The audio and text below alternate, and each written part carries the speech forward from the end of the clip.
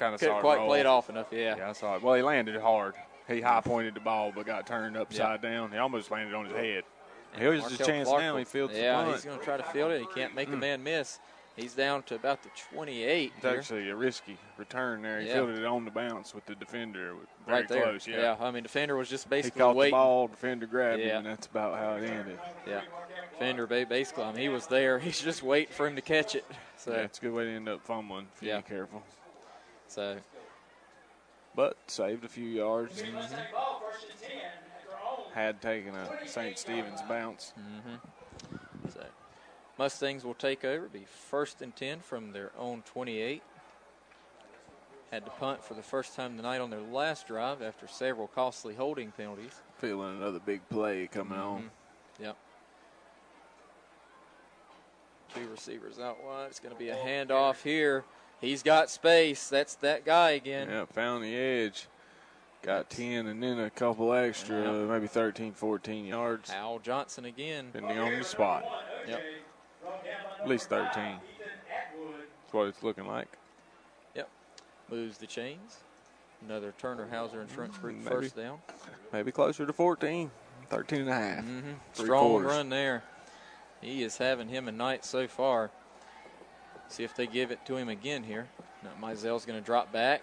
He's going to test the coverage and just overthrows by about a yard or two overthrown there. Yeah, his man was open behind the defender. Yep. Markel Clark, I mean, he burned his man over there, just a little bit overthrown from Mizell. Coming back from injury. Yep. Maybe hadn't been practicing as much as they'd like, get to timing down on that particular play. But and those plays always, especially at the high school level, everything has to be so perfect. I mean, the route, the pass, everything. So. If anything, maybe a little more air under it, let him run under it. Yep. If you see he's got his defender beat. Yeah, Markel Clark said he was open. I mean, he did a heck of a job getting past his man. But here we go, handoff here. Number 2, Keiondre Walker. He's got space. He's down to about the 48 before he's brought down, maybe even the 49. We'll see where the spot is, but bring up 3rd and manageable. Like 62. 3rd, very manageable, probably at this point in the field, even if they get no yardage here. They'd probably still go for it. It's manageable, not as much as I thought. Yeah. Oh, and they get a man to jump. They got him to jump. Yep. That'll do it. That'll give you the 5 yards. They needed 4. They're going to get 5 from the penalty. So first new set of downs for the Mustangs after the offside call. Just little mistakes like that you just can't have. You got an opportunity against an offense you struggled to stop tonight. Jump off there. Gives the Mustangs a new set of downs. And at this point, you got to think they're just marching. They're just momentum's on their side. They got 2 receivers out wide here. Watch out for a handoff to Hal Johnson. Fake handoff. Beautiful play action pass. Caught by that's number 7, Michael Dobler there. Dobler, excuse me. That's a quick hitter. That was a beautiful play action pass. Just fake the handoff to Johnson. And then about as soon as he got back out of the fake handoff position, he just right to his man. So, first down and 10 from Indians 35. Throw to the sideline here to Clark again. And Clark trying to make him miss. Yeah. Couldn't get away. Still got some positive yardage though. Got about, I think about 8 on the carry. And it's 7 maybe. Yep. 2nd and 3 coming up after the 7-yard reception from Clark there on the sideline. See if they just hand it off here to Hal Johnson. They do. He's got space. He's got more space. He's down inside the 20, right around the 18-yard line. So just keep feeding him the ball. And so far tonight, he's having a lot of success doing it. So first down plus 7. Yep. Well, I mean, when you can run the ball, and especially, Mizell, I mean, he's looked pretty sharp tonight. He missed that throw a few moments ago to Clark on the vertical route, but most part he's looked strong tonight. But when you got a quarterback that's just coming off an injury, when you can run the ball, that definitely helps a lot. Down inside the red zone now. Hands off to 21. Yep, big 21 Johnson there. Makes man miss. He's all the way down to wrapped up. 8. Inside the 10, down to the 8. It's going to be close to a first down. Yep. And they're going to go ahead they're and move. gonna- yep. Going to bring up 1st and goal from the 8. First down. Another Turner Hauser Insurance, Lincoln, 1st down. First yell from the 8. First and goal Mustangs at the Indians' 8-yard line. Mizell, 2 running backs in his backfield. He's throwing. It's caught. Oh, is he in for the touchdown? He And is. it's up, and we got up People's Bank of Lincoln. Touchdown. Is that Clark? 3rd of the game. That's Markel Clark, so he continues to have his big night receiving. He's just so 19. quick out there. He was left up and just jumped and got it. Yeah, it was a well-placed pass. And 19-0 the score now. Mustangs lead with the extra point to come. Yep. In the swinging gate, looking for the play call. Calling for 2. No, they could go for Oh, 2. they're I mean, going to go they for 2 out of the swinging gate. Yeah, Man yeah. in motion. Oh, bad snap. terrible snap. Mizell Quarterback just picks tosses it up, it. pitches it They're back. trying to make something Run happen left, here. Run left. He's, oh, my Lord. goodness, he throws the end zone, and it's picked Intercepted. off. And It's can't run blown it back dead. for 2. Yep. If he'd have just run left, the entire offensive line was over there, and none of the defense was. Yeah. Like they had chased him when he rolled trying to pass. Once the ball was snapped poorly, they were trying to pick it up. But Yeah. So I figured they probably would go for 2 there. You know, they went for 2 on their 2nd touchdown and missed it. So right there, an opportunity to essentially undo that and make it 21-0. But all in all, stays 19-0 here. Still a 3-score game. And we'll get set and getting ready to kick back off to the St. Stephen's Indians. We'll take a quick commercial break and be right back for that. Tableco in Lincoln is a marketplace of hospitality, boutique, and event planning. In their current space, they offer women's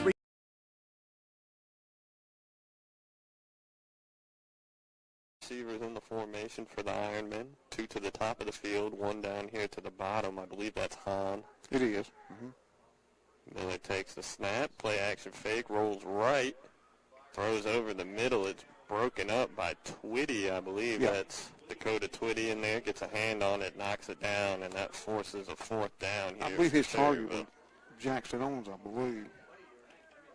Yeah, it looked like Olin set up right at the sticks over the middle of the field, but there's a couple Griffin defenders in there to break up the pass attempt. So. I believe it'll be number 10, Kane Cash, back to punt away. Let's see if we can get his number. That's Twitty. It's as big as he is. I don't even need to see his number. I think he's listed at 6'4". He actually is their best athlete. Oh yeah, that's a good kick there. He Cash. called for our catch. Yep, it's a good way to keep him out of the return game. He has to call the fair catch right around the 20. Yeah, Dakota Twitty, 6'4", 215 pounds, young man, committed to the Cavaliers, Virginia. University of Virginia. That's big-time ACC school. Dakota Twitty, he looks like a D1 ACC athlete out there. He so. sure does. He's probably their best player. Number 2 player will probably, we're hearing the quarterback should be Bryce Jorgensen, and he has not made a commit, but he's either going to VMI or Limestone.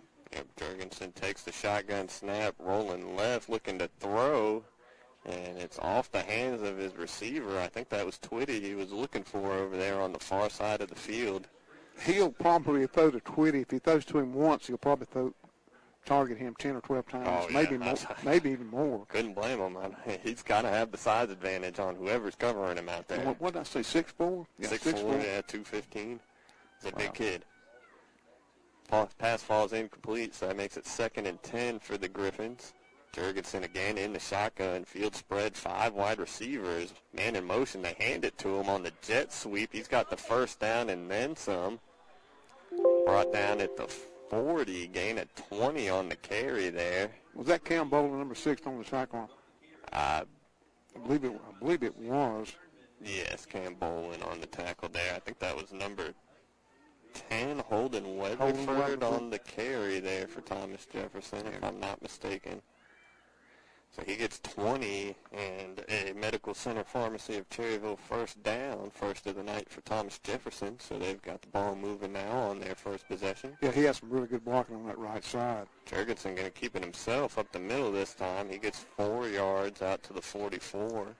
We've got one of the tacklers was number 78, Caleb Hovis. So Jurgensen, a dual threat quarterback. He is also the leading rusher for the Griffins here. And so he shows you what he can do with his legs there. Picks up 4 on first down. Yeah. It'll be a run-pass game throughout the game by the Griffins. Thomas Jefferson, 2nd and 6. Again, Jurgensen fakes the handoff, keeps it, gets a first down out across midfield. Gain of 10 on the carry out to the Cherryville 46-yard line, and another first down. No penalties, so that's second first down.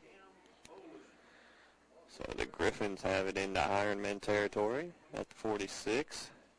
Every snap so far, they've spread the field wide with 5 receivers and then put one of those slot guys in motion, and they either give it to him on the jet sweep or they fake it, and Jurgensen keeps it. They've got 5 wide again. And there's the play action. Jurgensen rolling left, looking to pass. He finds the man he faked it to. That is Weatherford. He gets about 15 on the completion there, and another first down to the Cherryville 31. And that was Weatherford, you say? Yeah. Number 10, okay. So Jurgensen completes to Weatherford in the flat, and he does the rest. 15 yards and a first down for Thomas Jefferson. So, yeah, this little different formation here for the first time tonight for Thomas Jefferson. They condense it a little bit. Player late running onto the field. 4 receivers in this formation, 2 to each side. Jurgensen going to keep it off tackle. And he picks up, looks like 10. We'll see if they move the chains. He's right there at the marker. Gavin Cease on the tackle. Looks like they'll mark him a yard short, so 9 on the carry there for Jurgensen down to the 23 of Cherryville. He's really getting some good blocking. Yeah, they're getting chunks on these running plays. There he goes again, same play to the other side off the left tackle. He's got the first, and he is down inside the 15. So pickup of about 9 on the carry there for Jurgensen, and another first down at the Ironman 14-yard line. The quarterback, Bryce Jurgensen, 4 carries now, Matt, with 31 yards. Yeah, he's getting whatever he wants in this running game early. 5 running plays and 2 pass plays so far. And Thomas Jefferson just spreading this Cherryville defense out. Here, the handoff up the middle this time. Not a whole lot there on that first down carry. I believe that was Barrett Thompson. I think the tackler might have been number 6, Cam Bolin. Yep, Bolin on the tackle out there on the outside. Thompson, that was his first carry of the night for Thomas Jefferson. He is their top tailback, the senior. He got a yard there on first down, so 2nd and 9, Thomas Jefferson. 3 receivers down here to the near side of the field. They'll run it up the middle again, and there's a big hole, and that's a touchdown. Thomas Jefferson. Barrett Thompson takes it in from 13 yards out, and that is our first John Brown All-State of Cherryville touchdown of the ball game here midway through this first quarter. That comes with at the 4:42 mark, I believe it is. Yep. So Thomas Jefferson marches right down the field, takes it 80 yards, and finishes it off with a Barrett Thompson touchdown run. 13 yards. Let's see who they're going to try to kick the extra point. Yep, the What's Up Shopper extra point is up and Braden, good. Braden Gilling, I believe it is. Yep. So Thomas Jefferson goes on top early, 7-0 on the No Malarkey Mr. Sparky of Cherryville scoreboard. 4:42 left to play here in the first quarter. We're going to step aside and be right back with more Iron Men football right here on WCSL. If you're ready to make the great escape, do it with the #1 brand on the water. Yamaha Wave Runners are the most premium personal watercraft on the market with industry.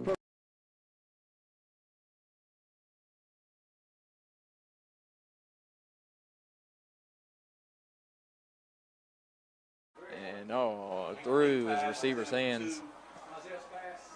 Intended out for of his hands. Yep. Mazel's pass was incomplete. Intended for number 2, Keiondre Walker. Intended for Keiondre Walker there. Just couldn't haul it in. Looked like he's just trying to dial up a little quick slant there. 2nd and 10. Mizell again alone in the backfield. So 2 empty set formations here to start this drive from the Mustangs. Mizell again, he's looking there. Is his man. He made up for the drop just a minute ago, and he's going all the way down to the 14, 13-yard just line. inside the 15. Still a great catch and run. Well, I tell you what, that's Almost a way to make up for a drop. Barring a turnover, gonna lead to some points. Field goal attempt, but ball be placed at several tries. 13. 13-yard line. Mizell again here. We'll see if he again goes alone in the backfield. He does. So we'll see what they dial up here. 2 receivers left, 2 to the right. Mustangs. Tight I mean, end. that pass just then, that was just simply just picking apart the zone coverage from the Indians. Here's a run that goes nowhere, flags down. We'll see what that is about. So no game, Holding loss of 2 on the even. Mustangs. Boy, you got to clean this up. So that's going to hold on top of that. Yep. Push the Mustangs back some yards there. See where they mark it. Mark all the way back at about the 23, 24-yard line. So, again, I tell you, with how high-powered this Mustangs offense has been, I'm still not too concerned about them being able to pick this up. They might make that up. And make that up in probably one play if they keep picking apart this zone coverage here. Mizell trying to make some guys miss, trying to find somebody open. He throws to the end zone. Man. Defender tried to make a play on it, and in doing so, it kind of popped the ball back up in the air. Yeah, that was a hold-your-breath moment there. Just didn't. That was number 2, Keiondre Walker, who was the intended target and almost had a second chance there after kind of got re-popped in the air. Again, Mizell, Mustangs came out this drive, and they were determined to just play some empty sets here. Just everybody out wide, nobody beside or behind Mizell. He gets set, looking to throw. Pass caught out to about the 12-yard line before he's pushed out. So right at about the original line of scrimmage. Brings up 3rd. And what's that? About 3rd and 10. Yeah, 3rd and 10. 4:37 left in the half. 19-0 Mustangs leading the Indians of St. Stephen's here at East Lincoln. Yep. Inside the 20, but running out of downs to try to convert. Yep. Well, it started out. Mizell looking. He's just going to run with it himself. Probably a smart thing to do. He's running. He's all the way out to about the 6 before he's pushed out. All right, so flag comes in. Late More flag. flags. It's going to be some unsportsmanlike or somebody talking. Yeah, something was said over there. See who that's against. Just it's kind of looking in between the windows here, and all I saw was the 2 flags come in. come Important given where we're out of bounds and where the first down marker is. I think I Mizell think that'll went get out. us a first down if it's a 10-yard or if it's a 5-yard penalty. They marked Mizell out at the 7. Yeah, So have to wait and see. See what the flag is. Referees discussing who did what here. Just a bunch of speculation so far. Yep. More discussions taking place here. Who's mic'd up? Who we got mic'd up down there? Anybody? I don't think we do tonight. You going to wave it off? Then you're trying to figure out where to put the ball.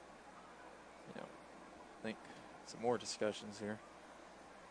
Here we go. Here comes the call. We'll put it to 3. I think. Still got to get it right. Here we go. Personal foul on the Mustangs.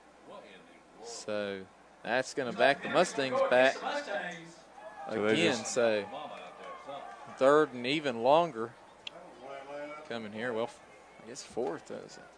I guess if they accept the penalty, it'll be 3rd and long. But it was going to be 4th and about 4 there. If they marked him out at the 7, he had to get to the 3. So they're going to accept the penalty as Backs them all the way back outside to 20. The 20. Yep, back to the 22 now. So a lot of costly penalties here from the Mustangs to start this game. They just had a lot of holding calls, a lot of, right there, personal foul. Not exactly sure what the nature of it was, but Big time 20, ball marked at the 22. Play waiting. Fourth down? Brought in. No, they said it's Fourth. on fourth down. Was that a dead ball? A little bit of confusion here as far as what down and how many yards to go there is. And to be honest with you, I'm a little lost. It's there. They're going to say it's fourth down. I thought Well, they if talked they about it accepted, long enough, so I ain't sure if that they they were accepted the penalty, 100%. it should be third. Well, I guess it happened after the play was over. I guess it's just added on to the fourth down. I guess that's, yeah. I don't think they were confident in what to do with the ball after the penalty, and they're still not, and that's why we're having a long pause. Figure out something here. Also tonight, Friday night, is the night we serve our famous Mustang burger. So if you've not visited our So they're going to bring out the kicker here. It looks like it'll be a long field goal for the high school level. We'll see. See if he can hit it.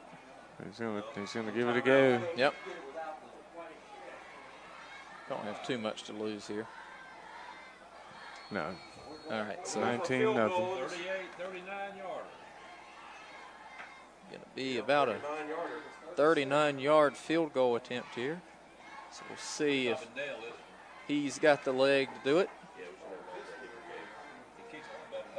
If he can hit it, make this game 22-0, Mustangs. 6 seconds left. Good snap, good hold. Kick is up and good. Wow. What a kick there. And there's a what's up shopper of terrible field goal. Exactly. So, driven home a 39-yarder. That's pretty, I mean, you know, sometimes it just really depends on the kicking situation with attempt, but right there near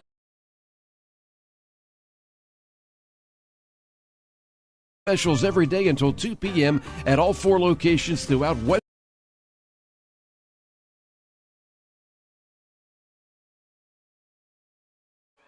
My apologies. But fumble. That was Jurgensen keeping it himself there. I think he fell back on top of it. But no gain on the play there. Mason Grindstaff in to make the stop for the Ironman. Almost a turnover right there, partner.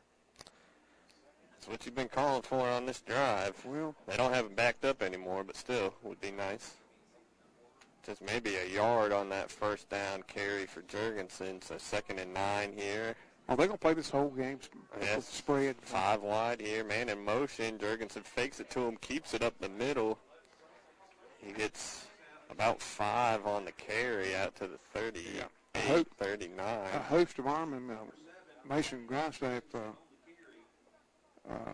one of the main tacklers. That was Jurgensen, and we'll give him maybe 7 on that, 6. Yeah, I think 6 out to the 39 sets up for third and 3 here. Yeah.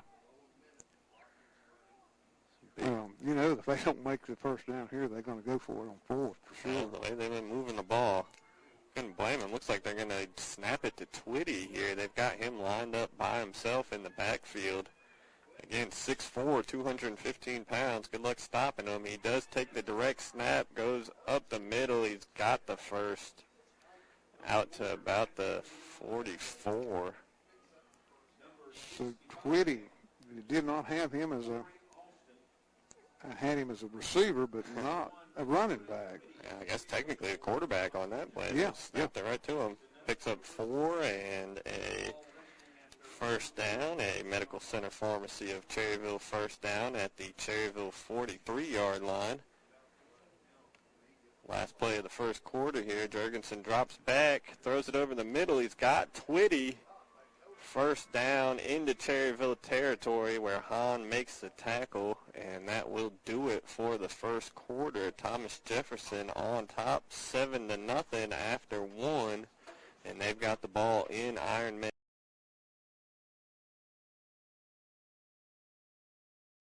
Where'd they spot the ball? They gave him no gain? I think he's out of the 15, so he got 6. They haven't moved the down marker yet. Let's see. This is probably going to be offsetting. Let's see. They're trying to straighten it out. Well, it looks like he's ready to march off some yardage. Yep, unsportsmanlike against Burns. Dead ball, unsportsmanlike against Burns. Dead ball, unsportsmanlike against East Gaston. So I guess 2 against Burns, 1 against East Gaston. That's going to be a CSI mechanical first down. And what did they give him on the run, 5 yards? 6. So 6 yards, and then I guess a 15-yard penalty. So not a good chain of events, as that kind of gets him out of jail a little bit. You had him inside the 10, and now they're all the way out to the 30. So if you're just joining us, 10:58 left to go, first quarter. Yeah, so what happened is we did have offsetting, Tom, but then that last flag that came out late was the clincher. That's why you gotta shut your mouth, man. I mean, you gotta shut your mouth. You gotta stay composed. Referee probably saying a little something to the guys. And I'm sure if you're a Burns coach, you're saying, let's blow the whistle when we should, and none of that happens. All right. But it happens, and it is what it is now. First down and 10 for the Warriors. 3 wide receivers to the left. They've run out of this formation a lot. They'll run it again, this time from behind. Looked like Vincent and some other guys, not much there. Not sure who the ball carrier was. Do you see, True? Yeah, it was Hill again. Hill again? I tell you, they've only given it to McKinney once, which is surprising, although he did catch. I was getting ready to say, he got a 44-yard touchdown. So no gain. So he's been involved. They gave him nothing. Yep. 2nd and 10, and Vincent did come from the backside to make that tackle. That's what I'm talking about, that athleticism on the defensive line. 4 down linemen for Burns.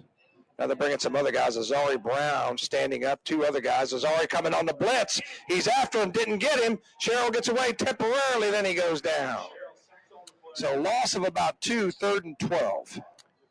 So I'm looking, it looks like number 4, Kahari Haynes, maybe got credit for the sack, but you can almost give it to an assist to Brown there for forcing him. He was unblocked. Yeah. I mean, somebody on the offensive line has to call that out. Somebody's got the blitz pickup, and nobody had it. So now it is 3rd down and 12. Now it's East Gaston in danger of going 3 and out. Not a bad job of Sherrill to only lose that much, too. Yeah, he should have lost about 4 or 5. Sherrill's going to roll out. He's got all day. Now Vincent's after him. Now he's scrambling, still scrambling. Does a good job. Lets it go across the field. Got a man. It's complete. And what a throw. What a play. And that was McKinney on the catch again. And they're going to tack on unnecessary roughness on that. Yeah, and I didn't see it. I just saw him throw it, and then he was on the ground when I turned back around. So the ball out to the 48 from the 29, 47 from the 29. That's 18 yards on the pass, Brent? 18 yards, and then it looks like they're going to tack on 15 because they called roughing the passer. So that's another CSI mechanical first down. And look at this, Brent. It's all the way down to the 37-yard line of Burns. So the natives are a little restless in the press box, but I didn't see what happened, Brent. I didn't see if it was late or not. I was too busy watching the ball. Sherrill rolled to his left and threw back across the field. Dangerous pass, but they always tell you not to do it. Yeah. So first down, East Gaston in good shape. Now on the 37-yard line of Burns. And they'll snap it, and they'll try to run again. And this time they've got him, ride him down. I'm not sure who the tackler was. Do you see who that was, True? 25? Okay, Vincent on the tackle. And then maybe a 1-yard gain. Was that Hill on the carry? I think that was Goins again. Goins on the carry. So just 1, you said? Okay. Yeah, just 1. 2nd down and 9. If you're just joining us, 8:47 left to go, second quarter. Or not Goins, it was Stovall, I believe. Stovall? Is that how you say it? Yep. I'm not sure if Goins isn't still hurt from that opening kickoff. Okay. So 4 down linemen again for Burns. East Gaston 2 wide receivers to the right. But as I said, they like to run out of this a lot. And somebody called a timeout. Delay of game against East Gaston. That'll back them up 5. And just the first penalty against East Gaston that's been marked off. They did have an offset. And those are just those little pre-snap penalties that drive your coach insane. Yeah. So that stops the clock with 8:24 as delay of game. 2nd down and 14. And snap is back, and they're going to hand it off. It looks like Hill is through a crease. Good yardage. He'll be inside the 35 down to the 33. Give him about 8 or 9, Brent.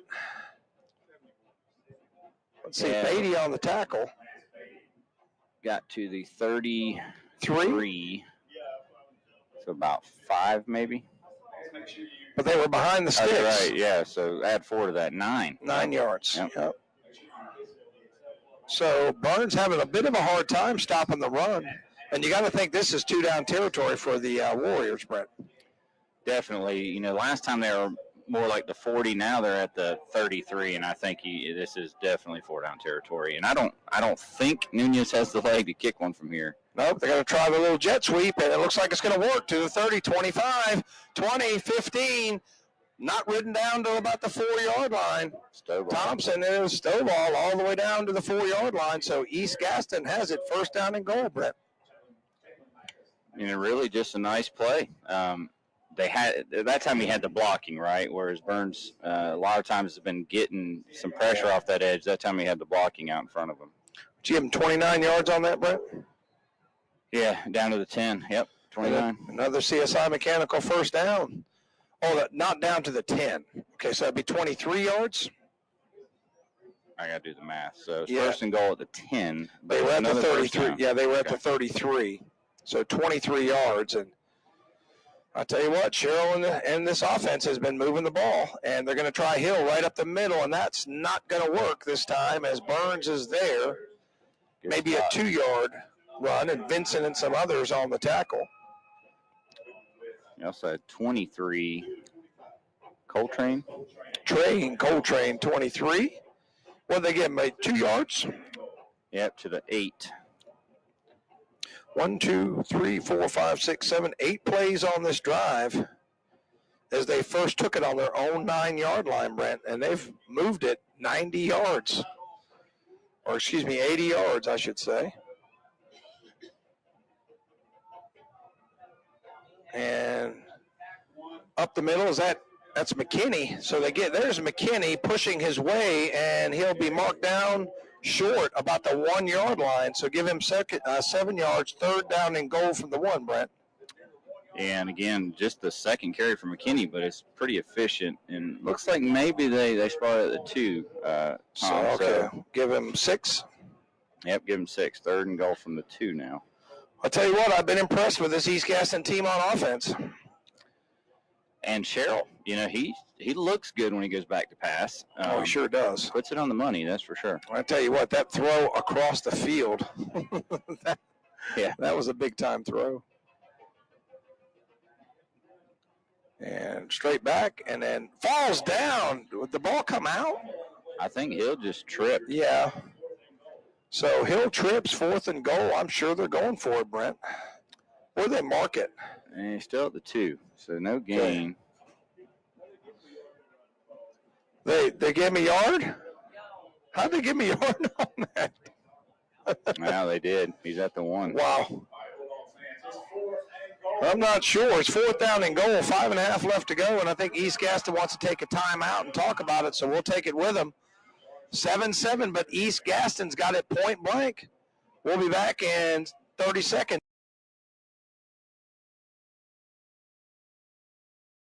Elsewhere, Reynolds leads RS Central 7-6. East Gaston and Burns still tied at 7. Chase leads Polk County 3-0. Got some other updates here in just a minute. Cherryville 1st and 10 at their own 19. Miller takes the shotgun snap. He's going to hand it up the middle. That is Cam Bolin on the carry, I believe. Number 6, Cam Bolin on the carry He gets a few out across the 20. Give him 2. Yeah, give him 2 at the 21, second and 8. Hold on to the football. So we talked about that big Maiden Bunker Hill game in the pregame, Danny. It's already 20-0 Maiden.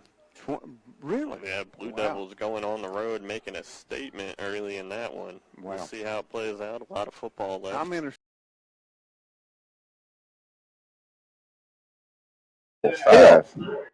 So 1 yard run by Hill, and that's a touchdown, and that makes it 13-0 on your Mr. Sparky scoreboard. So this East Gaston team has come to play, Brent.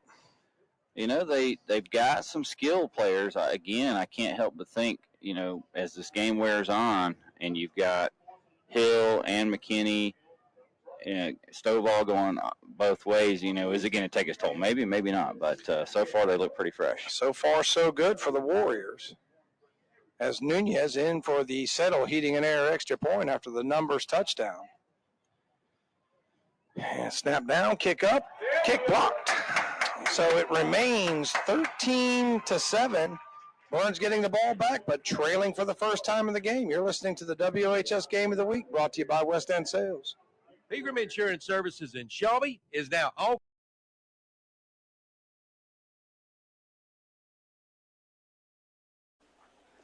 Wow, what a bad turnover and bad spot. Bad spot, absolutely.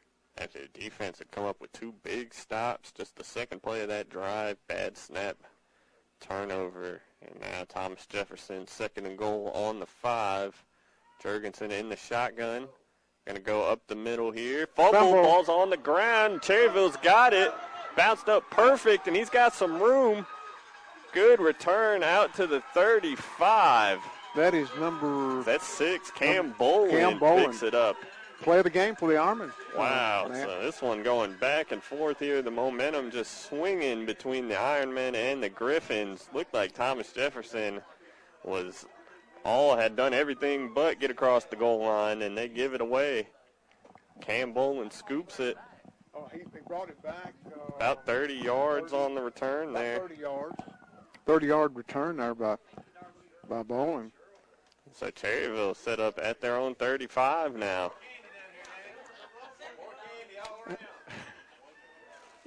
So the Ironmen. Oh my goodness! I passed candy out there about him. Dr. Heaven, PA announcer, said, "More candy, more candy." Keep it coming, Danny. Miller gets a wide snap there. He gets it with one hand, and he keeps it. He's got the first down. Oh my gosh! He picked up about 14 yards. Let's see. That is a medical center pharmacy first down. Only the second first down of the game for the Ironmen. First since that opening possession. Give him 12 on that first down carry there for Miller to the 47. Yeah, that's 5 carries, 25 yards for Chase Miller. Yeah, he's been their best offense tonight so far. So Cherryville has it just shy of midfield here. Fresh set of downs. Miller in the shotgun. Takes a snap. He keeps it himself again. Gets a few out to midfield. Give him 3. So that'll be 2nd and 7 here coming up for Cherryville. We're at the 5:30, coming up on 5 minutes, 30 seconds left here in the second quarter. And the Griffins of Thomas Jefferson are up 7-0, and the Ironmen are playing pretty good football here in the second quarter. Yeah, especially the defense. Defense has been outstanding. They really have. Interception, forced fumble, 3 and out. When Thomas Jefferson got the ball in Cherryville territory, they've been great in this second quarter. Spangler and Owens wide left, Landon Hahn to the near side. Second, another wide snap. Miller has to just chase it and fall on it. Loses about 15 yards. The snap just nowhere close. And it's costing Cherryville here. Gave it away the last time. This time Miller able to fall on it, but that's going to make it 3rd and about 24. 23, 24. Yeah. So the ball all the way back at the Cherryville 33. Got to get to the Thomas Jefferson 43 for the first down. What's that call? Shoot yourself in the foot? Yeah, that's what they call it. Gosh. That'll do it. And they got it. It's the first part of every play is the snap from center to quarterback. You got to get that down first. So 3rd and very long here for Cherryville. Miller in the shotgun. Time call. Yeah, it looks like Cherryville going to call for their second timeout of the half here. So 4:07 left before halftime. Thomas Jefferson up 7-0. 3rd and forever coming up for Cherryville when we come back. Keep it right there, everybody. No matter the weather outside, Bill Shuford Heating and Air in Shelby keeps you comfortable inside.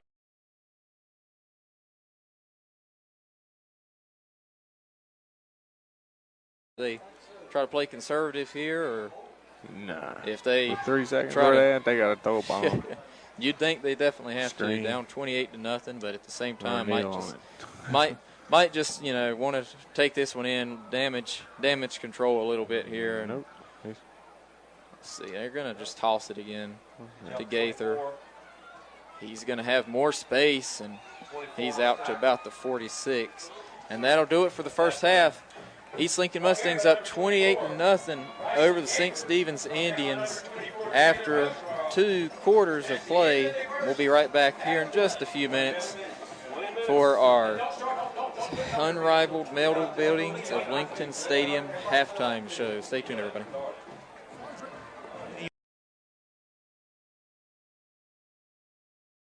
Wolverines scrambling on defense. They got a couple guys that's not been covered. Chase does. There's Boykins, 2, number 8. There, Isaiah Dodd there, 4. Another Weiss transmission first down here. Let's see what the ball is officially going to be marked. It's going to be on the Polk County side of the field there. Chase driving right here before halftime. Exciting game what's going on in Columbus. 37-yard line of the Wolverines. 1:14 officially on the clock. Chase spread wide again. Wilkins with the pass. He is running to the wide side of the field. There's the throw to number 5 again, and he steps out of bounds. And, it could be a late here by number 10, the Polk County defense. However, he will not get that call there. Looks like it will still be another passing catch there from Wilkins to Hauser, bringing about 2nd and 4 there for the Chase high offense. Right over a minute left to play here. W.J. Miller Field. Wilkins in his patented shotgun look. Marquis beside him. There's the throw. Well, really nice catch by number 21 there for Chase. That would be number 21, Darren Bryson Johnson there. Wide receiver, senior there for him. And it's officially going to be marked. Let's see what they're going to mark the ball there.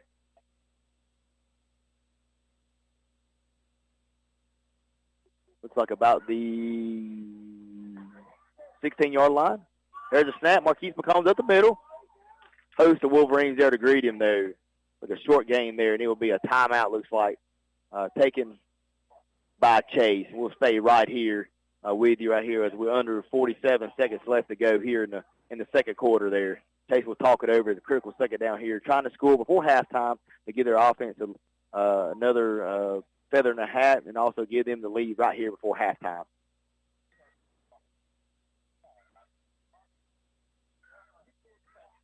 So let's talk about a little bit about some of our sponsors. Weiss Transmission, over 30 years of experience, free estimates, ATSG certified technicians. That's Weiss Transmission at 140 Flow Drive in Far City. You can rely on Weiss Transmission for all your auto transmission needs. Weiss specializes in transmission repairs, auto diagnostics, while providing honest and affordable repairs and quality work. They also provide towing services if you need them as well. Good people to deal with at Weiss Transmission. 828-288-8775 and online at WeissTransmission.com. Looks like we have come out of the break there. Chase is back on the football field after that timeout, talking about what they want to call right here on second down, a critical second down and 8 call, deep into Wolverine territory.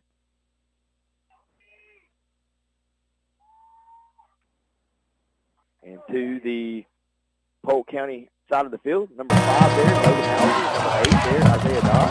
There's the snap, looking in the direction. Ooh.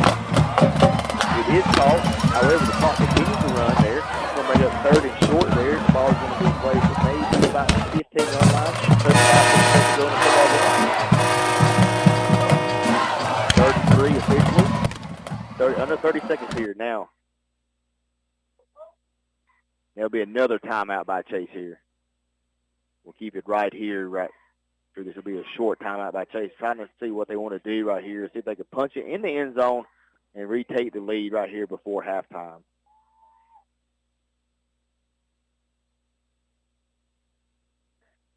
We'll talk about a little bit about some of our sponsors. Mi Favorito Mexican Restaurant welcomes you to the table to experience authentic Mexican flavors and small-town friendly service at any of our 4 locations relative to Far City, Shelby, and Marion. We're open 7 days a week. You can find them at mepubs.com and find them on Facebook and Instagram at Mi Favorito Mex.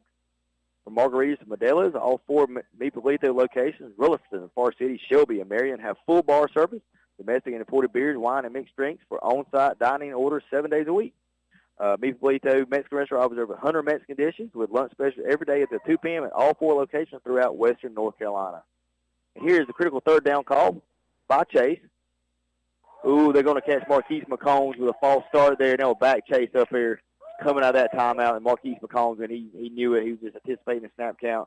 He kind of put his hands on his helmet. He kind of knew that he was going to get called for that. They'll back them up. Looks like it'll be about 3rd and 8 now for the Trojan offense here. And they'll probably change what they want to do offensively here. They're checking the sideline, see what the call is going to be from Coach Cogdale and his coaching staff. Very animated coaching staff that the Chase High's got over there. They know they need to score right here before halftime. Big opportunity for him. Borkins with a snap, coming to the near side of the field. He's looking at the receivers, looking. He sees the receiver. He has got him in the end zone there, so it's going to be a catch there. Who is that for the Chase High Trojans? Looks like it is. It's number 5 there. Logan Hauser on the catch, a senior wide receiver for Chase High Trojans there. So they have retook the lead right here before halftime with 18 seconds left on the clock. It's now Chase 9 and Polk County 7. We're waiting the point after attempt by the Chase kicker there. Kicker is on the field. Wilkins will be the holder there for Chase.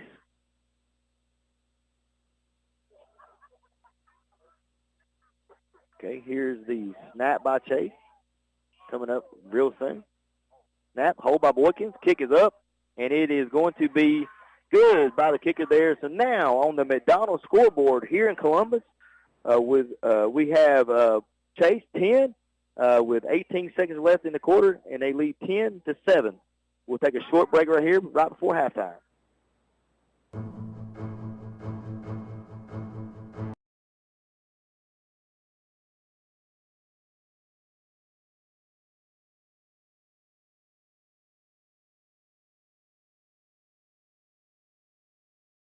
Got some room.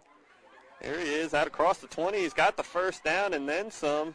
And he's still on his feet. Yeah, pushed out of bounds at the 32. So gain of 22 on the carry there for Miller. Wow. And a medical center pharmacy of Cherryville first down, and that changes the vibe of this drive. It sure does. Miller now with 9 carries for 40 yards. Yeah, he's got it out there now where. Yeah, Ironman can think about putting some points on the board here before halftime. They can think about this pass play, get Hahn open with his speed. They had him earlier in the ball game, just missed him. Sure did. So yeah, they've got an opportunity here to take a couple shots. I believe Hahn's right here to the near side, closest to us. 2 receivers on the far side. Ball on the Cherryville 32, 1st and 10. Miller takes the shotgun snap. He's going to keep it himself. He's going to run it again. He's going to get stacked up and maybe lose a yard or 2. Yeah, maybe. They're going to let the clock run out, I believe. Yeah, Cherryville looks. They could call a timeout right here. They got 1 left, I believe. I think I've got them with 1. Yeah, it looks like they're content to just let this one go down to halftime. 25 seconds on the clock here. I don't know if they'll have to snap it again or not. I think the play clock's down right now. So 14 seconds. I can't understand why they're not taking a timeout. Yeah, some of the fans over here on the Cherryville side wondering the same thing. Looks like they will snap it one more time. 2 seconds on the clock. Miller going to look down the field, throwing deep as the buzzer sounds, and it'll just fall incomplete. And so that'll do it for the first half here tonight at Rudisill Stadium. Thomas Jefferson leads it 7-0, but the Cherryville defense standing on its head out there, playing very well. I couldn't be more happy with what they've done, 7-0.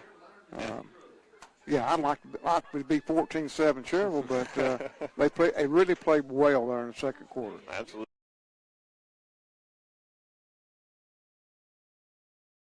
Really just getting shut down. They've had a few moments where they've been able to find some running lanes, but this Mustang defense really holding them in check tonight. Had a touchdown pass dropped. They did. There was one that was just right on the money. I'd say that was probably their best opportunity in that first half to score, and just couldn't capitalize on it.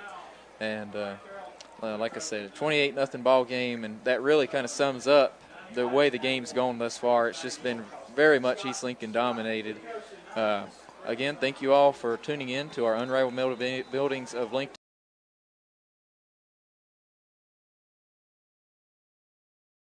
That message from Professional Pharmacy when we come back.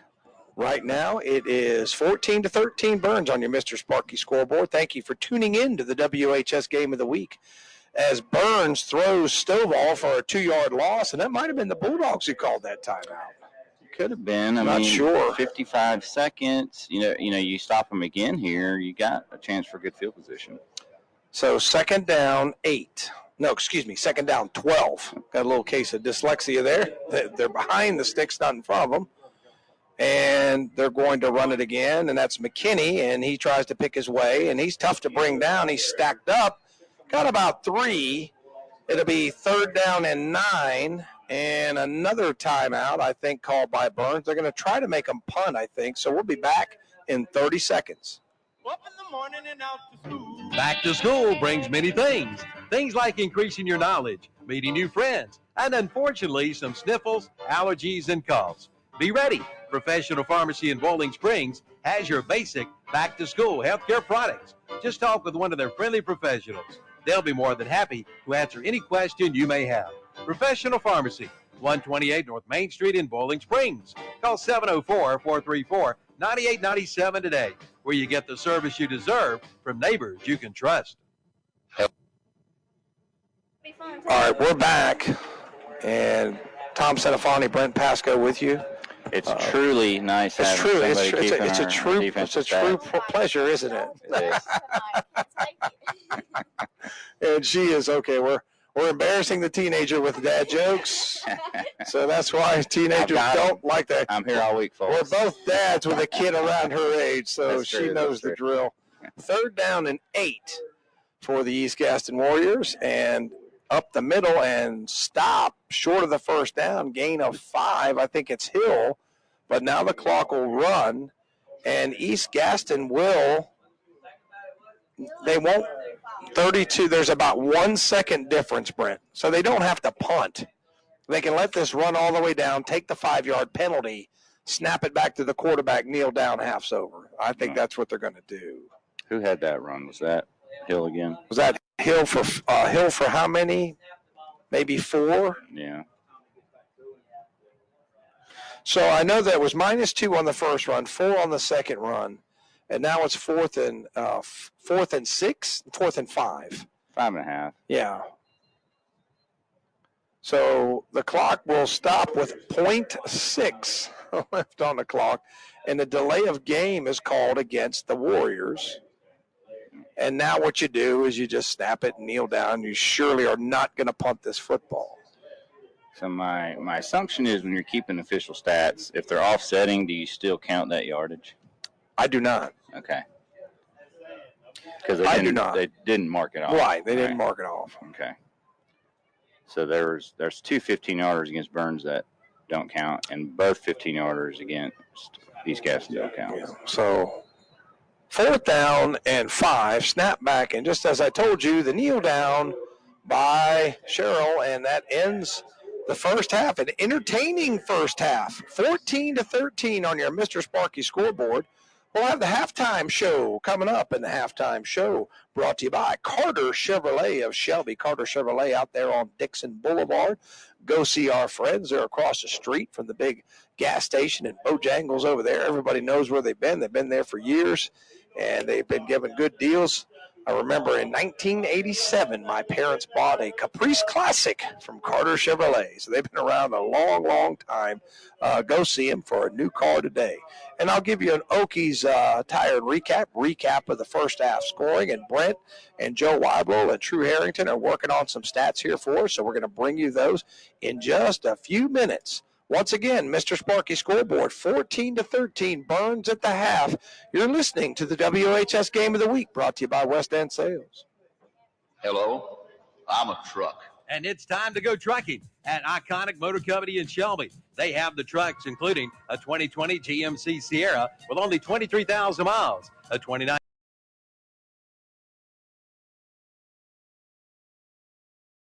This is Wave Runner Country. C1 Lauder back with us again in the Polk County high school football fan. So we're going to talk a little bit about football, about what he saw in the first half and what I kind of saw from the Chase Trojans, and we'll kind of recap what we both saw between those two teams here so far in this football game. You saw the football game, what you've been watching here. You saw kind of what Polk County was able to do on offense. What did you like that they were doing on offense against the Chase High defense so far? Well, I like the way they've been able to move the ball on these little passes out on the side there, and a few good runs here and there, and I like that part of it. Yeah, kind of keep it balanced out a little bit, and I do like that part of it. Right. I saw. How do you think number 7 there, Casey Beeler, is able to do against the Chase? Looks like he's able to roll out, make some throws. I saw him making a couple of throws to number 7, Antonio Simpson, earlier in the football game. Talk about what number 7, Antonio Simpson, means to this football team so far this year, so far in this football game tonight. He's been a spectacular player this year. He's made a lot of great catches, and I'm telling you, he's a good asset to the team, and he's a tall target, and that just makes it nice. Absolutely. Good quality to have. Now, we talked about Angus Weber in the pregame show. Angus Weber, you still playing with that glove on his hand? That kind of, okay, what happened to his hand there? Up at Patton, I think he might have got stepped on the hand or something, broke a bone in his hand there, and they've got it cast, and he has to keep it protected. Okay. And a little bit about what we saw in the first half as well. What do you think the Polk County defense was able to do against Chase to kind of slow down Marquis Mcconnell? I know they scored right there before halftime, but looks like before that you guys are doing a good job of packing the box and doing a good job of secondary. Well, what did you see from Polk County that you thought that they did a good job of being able to contain what Chase does offensively? I like the way they've stopped the run, slowed that run way down tonight, because I was really expecting to be a lot of big runs on both sides of the ball, and I like the way they have kind of pretty much shored that up. I know we're going to have to make a few adjustments on the passing game there to stop some of that. Sure. But I'm glad to see them stand up and plug in holes. Yeah, it looks like, I know Coach Ollis was talking about, during the Central, when they played Central 2 weeks ago, they were really physical up front, both on the offensive line and defensively. He really liked what he was able to see. He liked the fact he had 2 weeks off to prepare for Chase tonight, so I'm sure they were able to prepare, them mentally and physically for this ball game. Knew it was going to be a grinder there, trying to start Marquis Mcconnell. Marquis Mcconnell, I know we didn't talk about this in the pregame show because we kind of got short of time, but he got some interest for NC State. He got some interest. He did a visit to Clemson. He actually got some interest from Appalachian State as well. So a good player there. He's not been able to break free yet. If Polk County can continue to contain him defensively, they probably have a good chance to win this ball game. What do you like to see going into the second half? You like to see Polk County continue to do both on offense and defense to try to pull this football game tonight out for the Wolverines on senior night? Well, on the offensive side of things, I'd like to see us be able to open that run game up more. Not only just to ground and pound, but to kind of burn the clock up some and keep them off the field as much as possible. And the best way to do that is just run the ball if you can. And find a way to make holes. And on defense, just continue to hold that run, as the old saying goes, bend but don't break. Yes. And on the passing game and the run game, and just keep them on short passes and keep them on short runs, and try to force some punts and try to get a turnover somewhere, because turnovers could come in to be deciding who wins this tonight. I like what you said there. We talked about it weekend, went out with Paul and here. We covered TJ, we've covered RS Central, we've covered Chase, and they're usually the team who makes the least amount of turnovers, the least amount of penalties. We haven't saw a lot of penalties so far in this game tonight, which is a good thing on both sides of the football field. But whoever does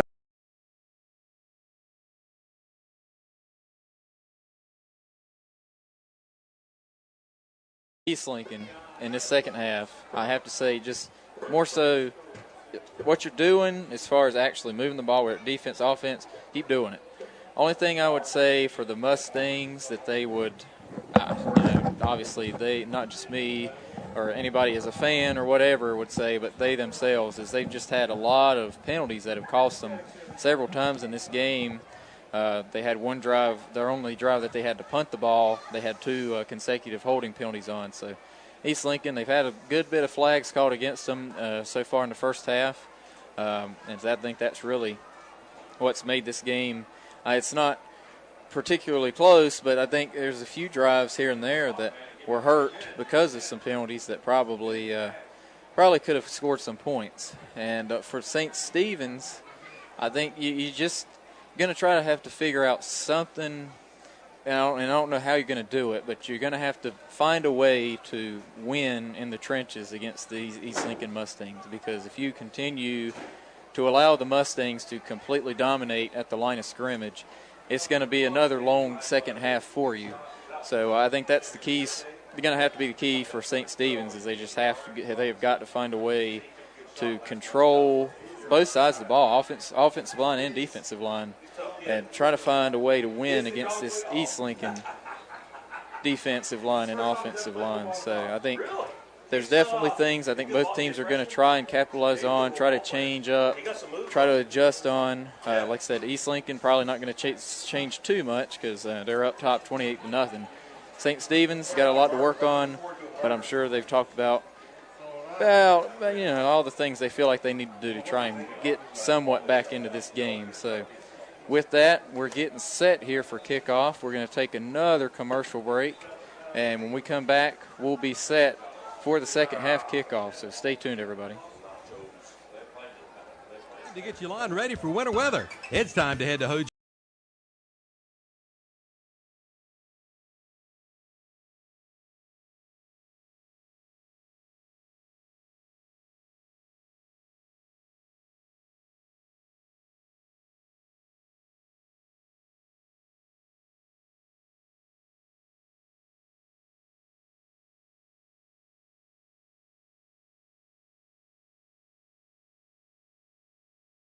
Good evening, ladies and gentlemen, boys and girls. We are watching the Redzone channel. You see some scores coming across the board. A lot of scores coming in slow tonight, actually. I want to update you on what you're looking at in your face. That black X at Ashbrook Green Wave, that game has been canceled. Due to COVID situation. Now, looking at that South Point, that is homecoming. They're going to reschedule their homecoming festivities. Watauga 21-0 over High Bright and Alexander Central, and South Caldwell 14-14. Kings Mountain just went up 21-14 over Kramer. Crest 16-0 over Forest View. Hickory up big 49-0 over West Iredale. East Lincoln 28-0 over St. Stephen's. Newton Conover 21-6 over Bandy's. Maiden 27-7 over Bunker Hill. Reynolds 14-6 over RS Central. Shelby 14-0 over Bessemer City. Chase 10-7 over Polk County. Burns and East Gaston 14-13. And our only other score right now, Jefferson at the Cherryville Ironman. Now I do have some highlights we can kind of go through. We'll just go ahead and do some of these while we've got them up. Let's go over here to our highlights. Now, folks, we got highlights at What's Up Shopper on Twitter. You want to follow along on Twitter, that's where they are. We're going to scroll all the way back up for our halftime report, all the way back up to the start of the night, and we'll go in order for you folks at home. Highlights tonight, we've got some from Crest, we've got some from Cherryville, we've got some from Burns, we've got some from Kings Mountain. So starting the night off, let's kind of go over through the night. We showed some highlights earlier. Let's start off. Dun, dun, dun. Pull up the video for you guys figure out where I put them. Let's try this one. Hey, there it is. All right, let's try this now. So we've got. All right, folks. Little on-air editing for us as we're getting ready. Everybody's at halftime right now. You guys aren't missing the action or anything. Just me messing around. All right, how about let's get started with our highlights tonight. Set up and ready over at Kings Mountain Stuart Kramer. We've got highlights of that game. A little connectivity problem over there as always, so those may not pop up till after the game, but hopefully we'll get those going. Football Friday night action in Lawndale. There's a picture from Matt Royster out at Burns High School for the visiting press box. He'll be joined by our intern in just a few minutes, Drew Harrington. This youth teams were honored tonight for the Crest Chargers up in Bowling Springs. This is the Bowling Springs Little Chargers busting out there through the through the helmet. Up next comes the helmet. How about the Springmore Bulldogs? Springmore Bulldogs. This is probably a highlight of their year in their lives. Fantastic. That would have been so fun. It would have been so fun to do as a child if I could have done that. I'm a little jealous, actually. Our school don't have those as adult for the big kids to go through, much less the little ones right now. Division champ Crest Middle School Dragons. They enter the field. They're at Sid Bryson Stadium. How about a field entrance right here?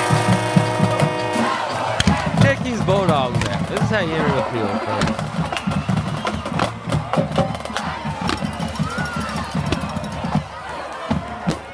This is how you make an entrance.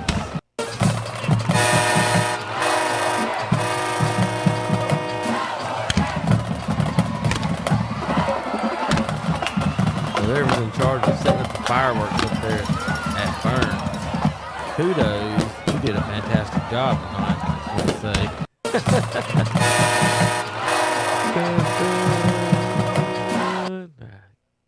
All right, this is the Chargers getting ready. They're getting pumped and ready. Let's see if we can. I didn't know if they had the band playing when they were getting ready. No. Chargers going through the monuments. How about let's get some football scores getting started. Let's get started over here with the Burns Bulldogs. How about that? How about the Burns Bulldogs getting started tonight? Ben Mooney with a 12-yard touchdown pass to L.J. Allen. Extra point good by Camacho. That made it 7-0 over East Gaston with 8 minutes in the first quarter. Over in Bowling Springs, this is Jonathan Bullard getting ready to have his number retired at halftime. It's him over on the left in the black pants. Trenton Sherrill of East Gaston with a 41-yard touchdown pass to Markel McKinney. Extra point good. Made it 7-7 in Lawndale in the first quarter. So Trenton Sherrill, 41-yard touchdown pass to Markel McKinney. All over the Burns defenders right there. Right over their heads. Let's see that one more time. Lefty. We're seeing his highlights last week. He made some good passes against Bessemer City. He threw this one from about the 49, about the 21. So he threw about 28 yards. Jefferson Griffons went up 7-0 on the Cherville Ironman. The only score in this game so far. It's halftime now, 7-0 right here off tackle for the score for Jefferson.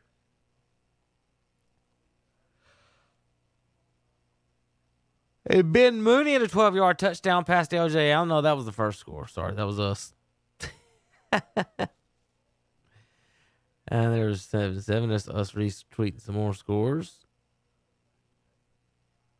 How about Green at quarterback tonight with a touchdown run? Made it 8-0 Crest. So this is the first score for the Bulldogs. Green, quarterback keeper. That was Green's score. Oh, here's a play that's coming right at us. Let's see. Come in our group.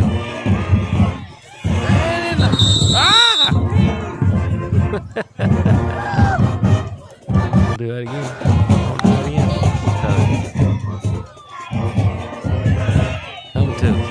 Come to us. Robbie Roop in the house. Good play, Robbie. Good play.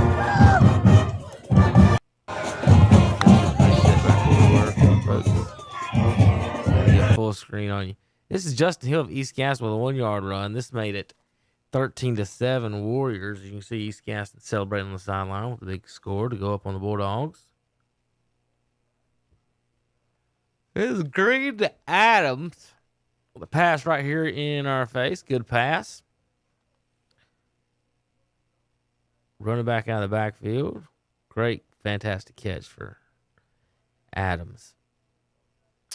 Speaking of Adams, how about a 2-yard touchdown run off a couple of broken tackles? This makes it 16-0 Chargers now up.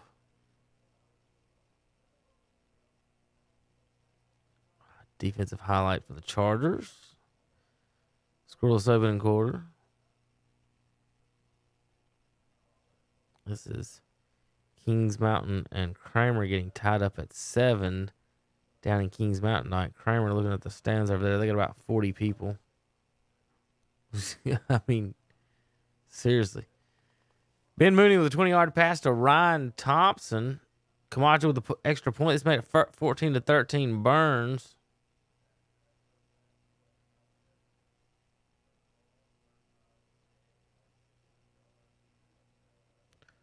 Burns here. All right. How about this is a 72-yard touchdown run by Marty Adams, but it was called back. Bring it on back, Maury. Bring it on back, Maury. And there's your halftime score, 21-6. There's your highlights so far. Not a lot of scoring early on here in KTC Broadcasting. I want to thank you guys for tuning in. Send you back out to some more scores and around the area. We're going to send you out back to the ballpark for some more live high school football action on KTCBroadcasting.com. Bounced out of bounds around the 5. They're going to probably mark it, I'd say. Unless they decide to re-kick again like we saw earlier. Should mark it somewhere around the 40 or 35 or 40-yard line. Oh, they're going to re-kick. They're going to re-kick again. So they will re-kick once again. I mean, it worked out for them earlier. I mean, it definitely worked out for them earlier. We didn't really know if that was the right call or not, but it worked. Good percentages. And so now the Mustangs get set to kick off from their own 35 as opposed to the 40. So we'll see if he can keep this one in bounds. That's 2 times tonight that is rolled out. I mean, it didn't roll out, it wasn't, it obviously didn't intend for that to happen, but it definitely went out. Now we'll re-kick. No. We'll see if he can keep this one fair. Kick is up. Oh, it's a little squibber, and it's going to be fielded at wait a minute. Oof. Almost nearly got it, yeah. I caught him sleeping there. If he'd hit it a little softer, if he'd been to check up, they might have been able to get to it anyway. Yeah. St. Stephen's comes away with it. Good field position at the 40-yard line. Yep. They're on 40, looking to get into East Lincoln territory, though. 60 yards to go. Not a terribly long field. No, pretty good starting field position. Hopefully we've got a better game plan, though, than the first half. Yeah, going to have to. Move the ball very effectively thus far. Yep. Definitely going to have to. I mean, I'd say the biggest success they had was just trying to run the ball with their man. That was 24. Don't forget Gaither. I mean, he was having some pretty good success on that little toss play there to end the half, but they were playing against a loosened up East Lincoln secondary. And now this one's thrown, caught for a gain of maybe 2 on the play. So 27 on the coverage. Quarterback Young, again, under pressure. I mean, immediate pressure almost. Rolled out a bit, found a man open, got him for 2. 2nd and 8 from the 42.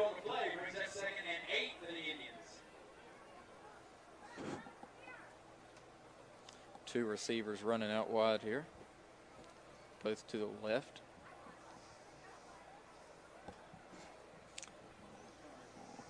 Young in the shotgun. Puts a man in motion. Hand off here to Gaither. And he stood up. If he did good if he just got back to the line of scrimmage. He tiptoed up in there. 14 got in I think there. they're going to say he actually lost a yard. Yeah, it looked like he did. Yeah. Loss of 1 on 2nd down. Brings up 3rd and 9. from the 41. Loss of a couple is going to bring up 3rd and 10 for the Indians. So it's like about the same formation here. See if they put another receiver. No, they're just going to so still 2 receivers out wide, both to the left. Young in shotgun. He's looking to pass. He's trying to roll. He's got a little bit more time this time. Throw is, oh my goodness, nearly picked off. That's 3. Right there. That's almost 3 How many times have we said that? Yeah. Either way, he brings up 4th down, and we'll see if they punt. I mean, you got to think at this point in the game, you're almost. I mean, if you think you have a shot to win, you're going to have to go for it. But they look like they're going to punt this ball away, try to get a stop. So the Mustangs have another good opportunity to get this ball in pretty good starting field position. Keiondre Walker back deep to return. Gets it away. Yep. Ball's going to bounce at about the 27. Oh, he fumbles it he fumbles the ball. Picks it then back he picks it back up, and he's all the way down to about the 24. How's that happen?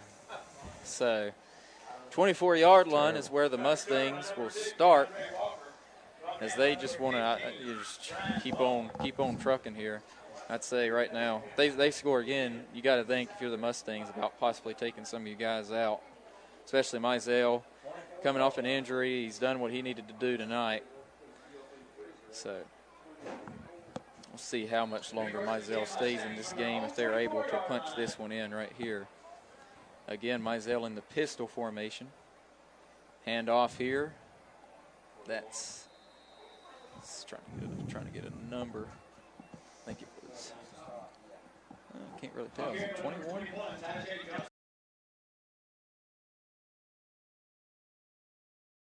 To the end zone from 60 yards away, and that makes it 19-14 on your Mr. Sparky scoreboard. And that's just, you got to the second level and there was nobody home. Yeah, and that's what happens when you start creeping a lot of guys up. That means there's nobody back, right? Right. And you get past that linebacker level, and the safeties were coming up on the outside on more of a run blitz, and they caught him. And it was just one cut he made that was the difference there, and then it was a foot race. Yeah, I mean, it was as soon as he got to the second level, that was a touchdown. Everybody could see that. So 19-14, East Gaston not going for 2. They're going to send Nunez out for the PAT.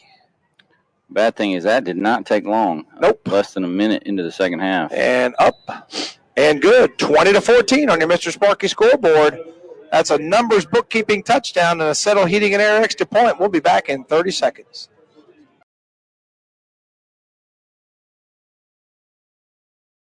Route first down.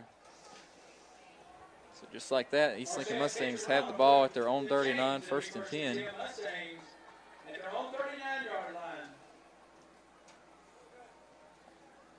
Mizell looking, just dumps it off to his running back in the backfield. He fights to try and get back to the line of scrimmage. He may have. That's about all he got. Yep.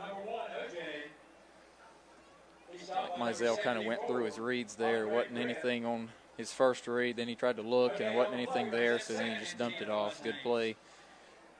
Not taking any unnecessary risks here. Really no reason to. Seems like tonight East Lincoln, you know, they just have a certain plan for drives, whether on their formations. They had that one drive where it's just the whole drive was Mizell and empty. Oh, my goodness. What a run from Howell Johnson, and he's got another one. Oh, my goodness. I mean, when I tell you, folks, I mean, he just ran right through the middle of the gap. Yeah, had lines opened up big holes there, too. Had a defender on his tail, and he just kind of shrugged him off, and then he kept going, and at that point it was 71 yards. Wow. On the completion.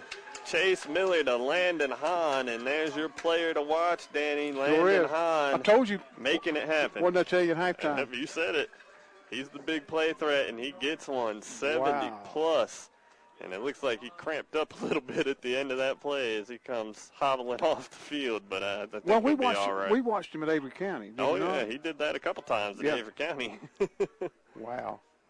So Landon Hahn and Cherryville an extra point away from tying this game up here in the third quarter. I reckon I need to put that down on the book over here. Don't Yeah, should probably mark that one in the stat sheet.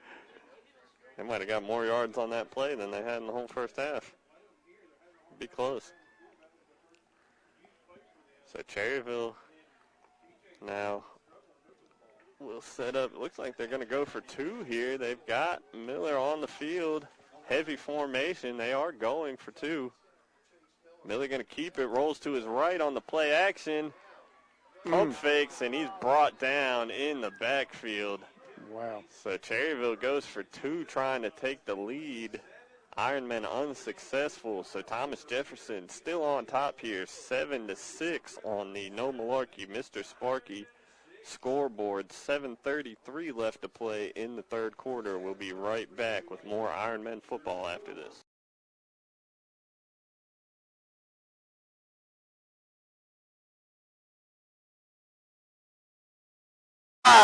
Touchdown! Jeremiah Norris takes it in from 58 yards out, and now we got a tie ball game, Brent.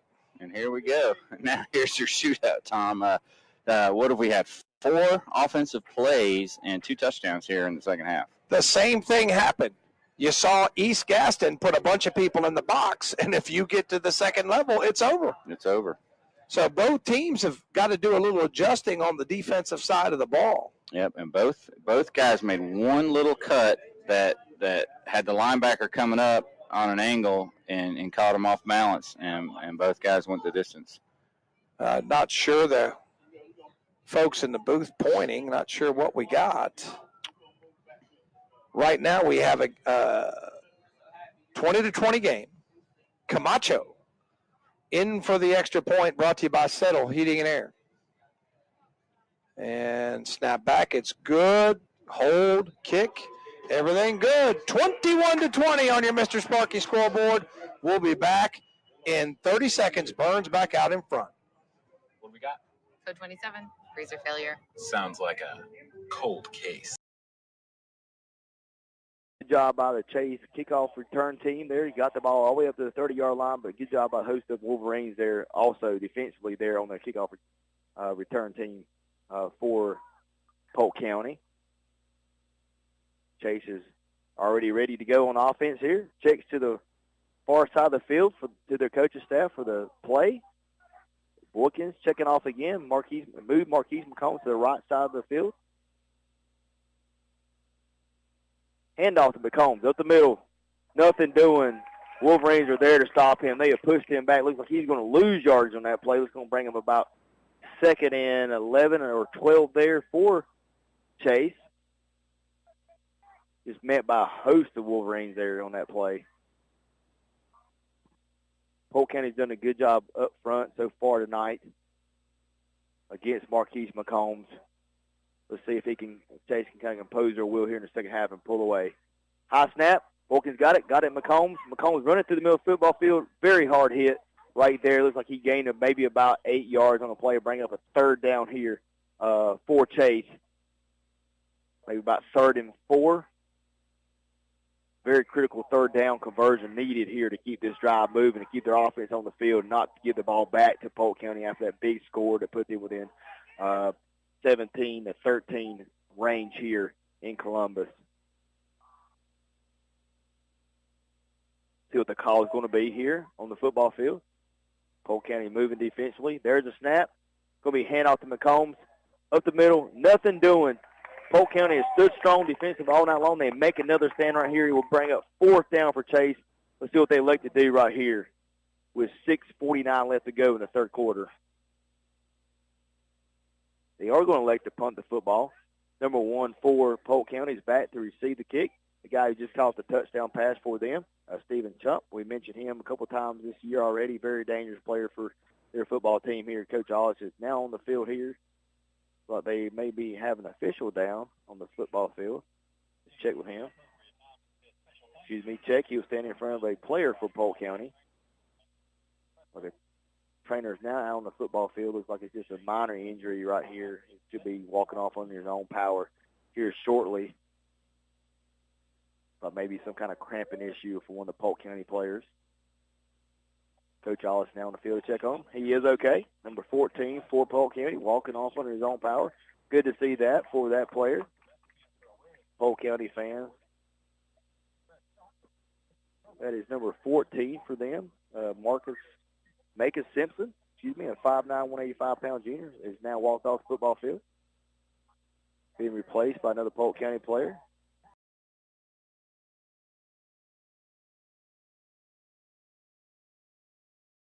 Beaver made the tackle. So Caden Beaver forces the fumble. Miller recovers it for the Ironmen and takes it down to the 22. So Cherryville knocking on the door of the red zone here. Are they going to spot it down there? Is there a flag down over there on that far side of the field? Coach Pruitt. No, he's not. That's not Coach Pruitt. That's I think I do see a flag down over there. I'm not sure what it is. Flag on the far sideline. Looked like it came in on the return. Is he going to wave that off? No. He waved it off. Wave it off, so no flag on the play. 1st and 10, Cherryville Ironman. Yep. Cherryville ball at the Thomas Jefferson 22. How big a loss was that? That was, my. So he lost about 5 on the sack, and then Cherryville took it another 15 on the recovery. Miller did. So the Ironmen back in business. Long touchdown pass the last time they had it, and now they're knocking on the door again. They sure are. Down just a point, 7-6. We're about halfway through this third quarter here. Chase Miller in the shotgun, 2 receivers to the near side. He hands it up the middle to Sloan. He might lose a yard on that first down carry. Yeah, he big guy. Zion Jones. I don't have his weight here, but he's 5'9", junior. Big nose guard in the middle there. Loses a yard on the Sloan carry, 2nd and 11. I believe that's only the second time Sloan's run the ball tonight. It's second time, you're right. So 2nd and 11 here for Cherryville. They flip the formation. Yeah, that's not like Cooper. Yeah, it's been mostly Chase Miller in the running game, the quarterback. 2nd and 11 here. They give it to Sloan again on a counter play. Flag down on the field. We'll see what the call is. Sloan got back to the line of scrimmage, nothing more. Could it be a face mask? Or? Yeah, it wasn't much happening on the play. I think it's going to be a holding penalty. Another flag. They just tossed it back up in there. The flag that was down on the field. I don't know if I've ever seen that before. No. I don't know if that means there's a second penalty or what's going on here. So the head official that wears the white cap, he is over on the sideline. Talking to the Jefferson coaching staff. I think so. I mean, the way he threw the flag up, it was something said by something. I hadn't seen nothing like that either. The music lady right here, Judy Aker, music lady, said she's not seen the flag go up in the air that high before. Yeah, that was weird. It was after the play. The referee was just standing there over the flag, picked it up here we go. Tossed it back up. He's going to tell us here what happened. They're moving the ball back. back. Goodness, that's against the Cherryville Ironmen. And now they're moving it back again. Oh, it's a double penalty. So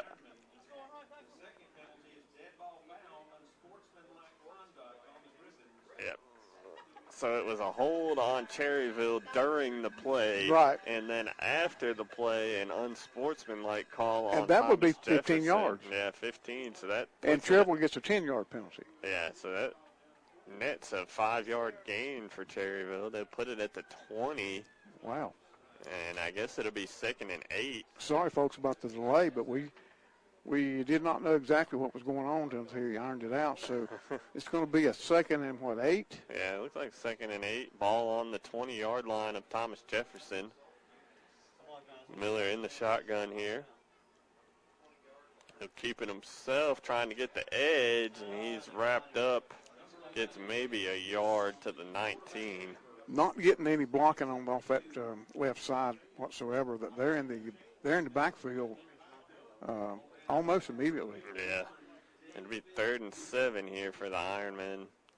Like to see him go back to the air. That long touchdown pass Miller had all day. They blocked that one up real well. Let's see what Coach Pruitt dials up here on this 3rd down. Ball on the Thomas Jefferson 19-yard line. 3rd quarter, 4 minutes and 20 seconds left in the 3rd quarter with the Griffins holding to a 1-point lead, 7-6 over the Ironmen. Miller in the shotgun, 2 receivers to the near side. He rolls that way, looking down the field, sidesteps a man, throws to the end zone. It's caught. No, it falls. The referee signaled. No, now he signals touchdown. Landon Hahn again in the end zone. 19 yards no this penalty time for Miller on 3rd down. Wow. So, I thought he's got glue on them hands. You got to have glue. Wow. Hopefully no foreign sticky substances. No. I wasn't thinking that. You would think so, though, when the pitchers come off the mound nowadays, they got to check them. They got to check them. Wow. So Landon Hahn, his 2nd touchdown catch of the night. Cherryville pulls out in front, takes the lead for the first time, and now they'll go for 2 again, trying to make it 14-7. It's 12-7 right now. They were unsuccessful the last time they went for 2. They're taking their time. Yeah, Miller looking to the sideline. Timeout. So Cherryville will call a timeout before this extra point. So we'll step aside for a brief moment. Cherryville leads it 12-7 after that touchdown pass. We'll be right back with the extra point after this. This month, McGinnis Furniture in downtown Cherryville has some great deals for you and your home, like a sofa and love seat set. 2 colors to choose from, priced at $12.99. Also reclining 2-piece sofa group, only $12.99. And bring your walls to life with new metallic sculptured pieces. Something for every style and every person. For you and your home, shop and save at McGinnis Furniture, 303 East Main Street, downtown Cherryville. Online at McGinnisFurniture.com. Like them on Facebook, too. All right, welcome back to Rudisill Stadium here. The Cherryville Ironmen have just gone on top with a 19-yard touchdown pass from Chase Miller to Landon Hahn. That is the 2nd John Brown All-State touchdown of this 3rd quarter for the Ironmen. They trailed it 7-0 at the half, and now here they are on top 12-7 pending this 2-point conversion coming up. So Miller to Hahn, we've seen that connection now twice for a touchdown here in this 3rd quarter. And we'll see what the Ironmen dial up for this 2-point conversion. Last time they tried to roll Miller out and throw it. It didn't work. He's in the shotgun here. He looks like he's going and throwing back across the formation. Oh, it falls incomplete. And so the Cherryville lead will stay here at 12-7 on the No Malarkey Mr. Sparky scoreboard. 4:06 left to play here in this 3rd quarter, and we'll step aside for just a moment and be right back with more Ironmen football right here on WCSL. Beam Construction Company in Cherryville.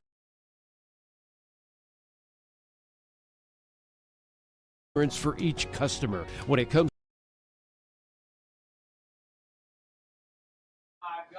And the faithful in the press box thinks it was a generous spot. So let's see. Well, they're going to measure. So yeah, they're going to measure. So they bring the sticks out, they pull the chains, and what do we got?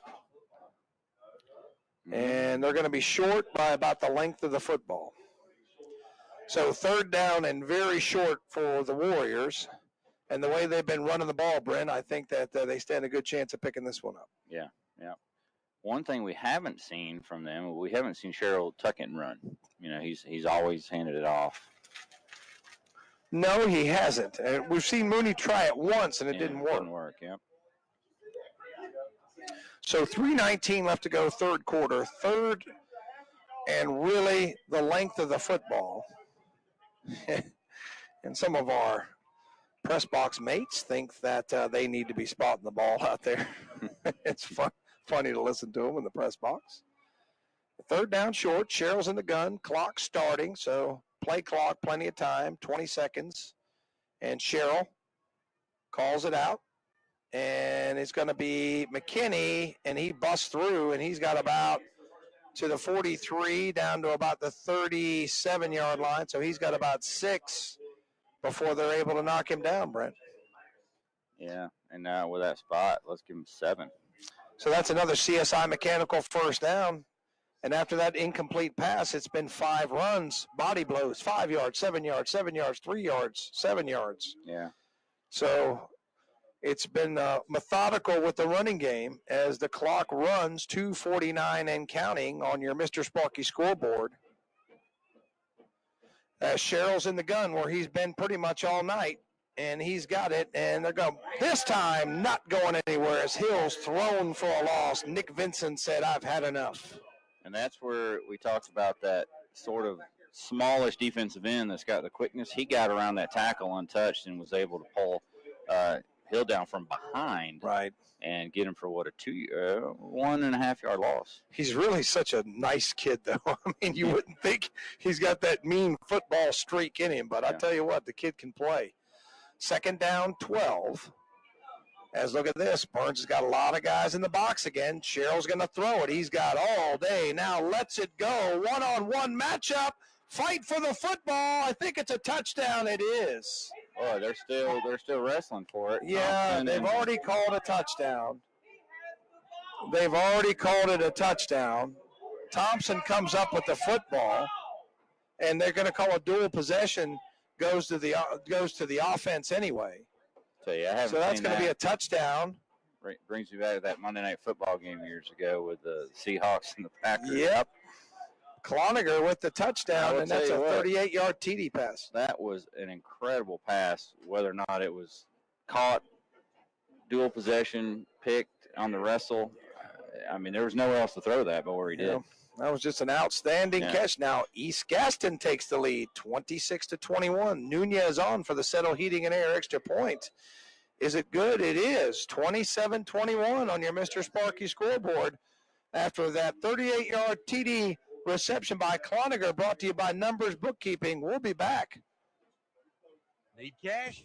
Well, Listener Auto Sales in Shelby needs your car. Turn your car into quick cash. The middle. McComb's doing a good job reading his keys of his offensive line, where the blocks are. He mentioned that, and some of the Coach Cogley deal and some of his pregame talk we had with him, and Marquis Mcconnell is now leaning on him a little bit. Wilkins back to throw. He's got a man there. Oh, man, he had a man right in his hands. It was actually, unfortunately, it was dropped by number 9, Derisma, on the play there, but he had to run down the seam of the football field just a little off his fingertips, but man, Chase really caught him packing that box, try to stop Marquis Mcconnell after that last drive, and they almost caught him over the top with a killer there. Nonetheless, he'll be bringing up 2nd and 10 now for the Trojans, still at Polk County's 48-yard line.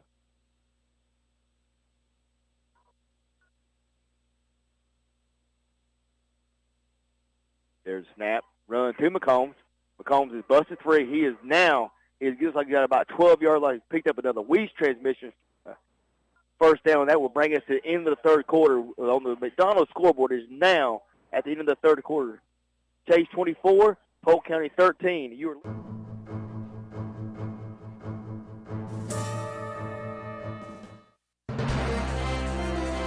WAGY and W298CZ Forest City.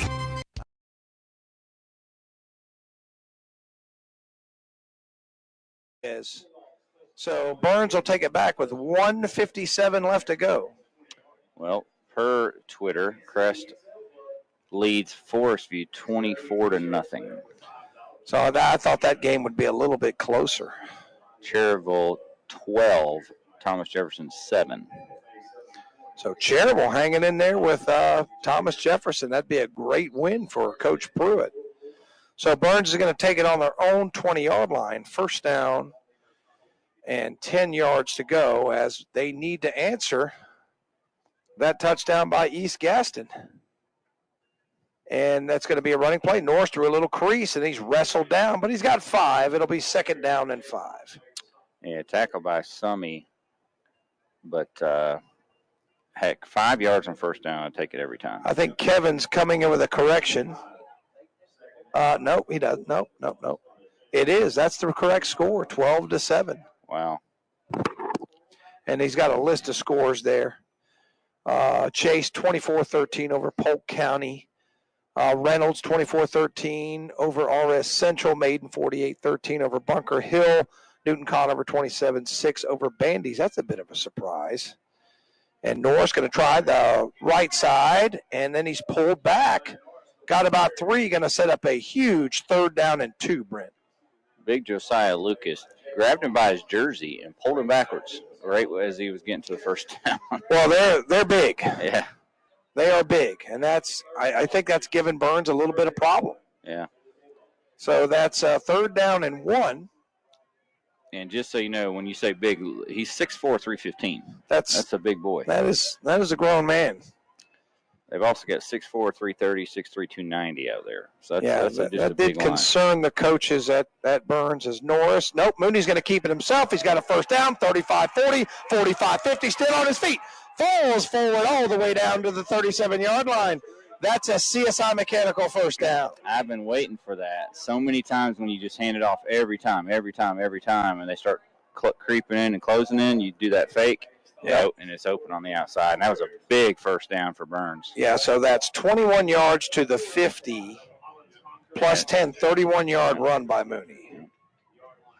So, yeah, that play is going to be there. That's going to be there once they start keying on Norris. 23 seconds left to go.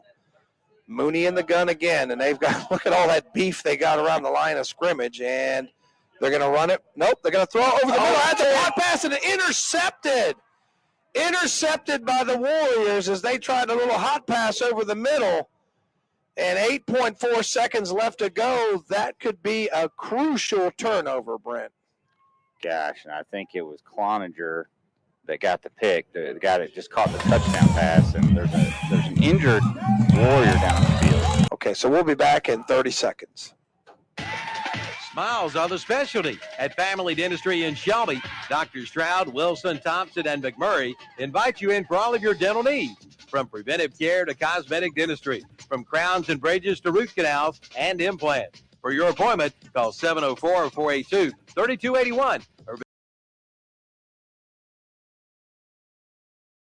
quarter. We're going to step aside for just a minute and be back with more Ironman football right here on WCSL. Since 2008, Bennett Insurance Agency in downtown Cherryville has been serving our area with the best in insurance coverage for your home, auto, boat, motorcycle, and personal insurance needs. Kevin and Rocky Bennett are independent agents and will work to get just use like them. That onside kick definitely looked a little unorthodox, but I know what they were going for. Trying to onside kick it in the air. Road, trying to find something. He's just going to scramble himself and pick up the first down and then slide. And then he gets hit late. Flag comes out. Yep. Slid, and then he just kind of, well, I don't really know. It's kind of far side from us, but I could see him just kind of almost flip, kind of have his his legs flip up in the air. So that'll be probably roughing the passer there on the Mustangs. So that'll help out the Indians. Get close to the 2-minute mark now in this ball game.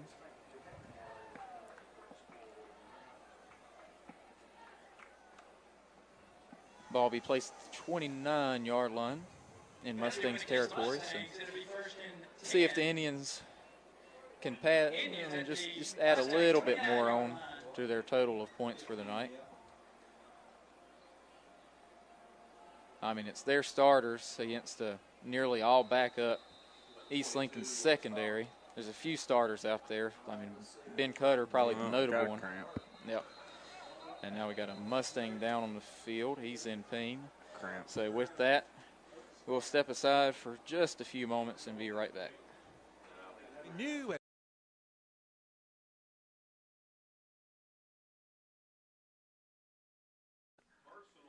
Yeah, so 15 yards there, tacked on to the end of that play.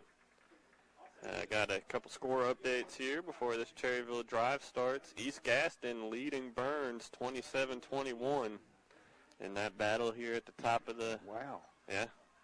East Gaston on the road leading Burns. Wow. So up in Lawndale. Good game over there on WOHS. Well, they played real well here against the Army a couple weeks ago. All right. Miller in the shotgun. Ball on the Cherryville 48. Fakes it to Cease and then gives it to Sloan. About 7 yards there on the carry for Sloan, out across midfield to the Thomas Jefferson 45. So that'll be 2nd and 3, best carry of the night for Sloan. You know, Sloan has not had the ball but 3 times. Probably the first time this year that he's had that few carries.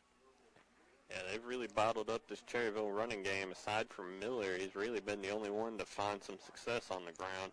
Key right now for the Army is hold on to the football. Miller keeps it after not the best snap and gets maybe a yard out of it.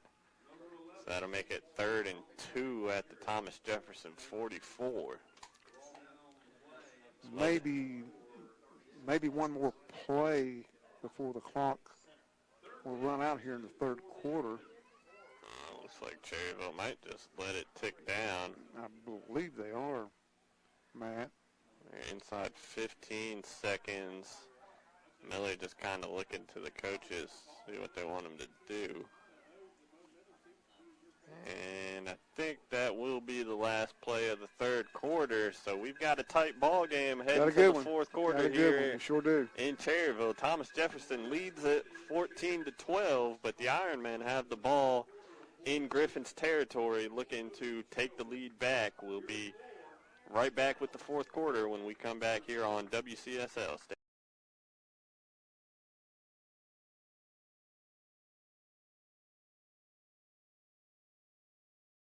Going to pick it up. There goes Thompson through a crease and thrown back, but keeps his feet to the 30, to the 35, 40, 45, 50, 45, 40, all the way down to the 36-yard line. I didn't even think he'd return it, but is that a...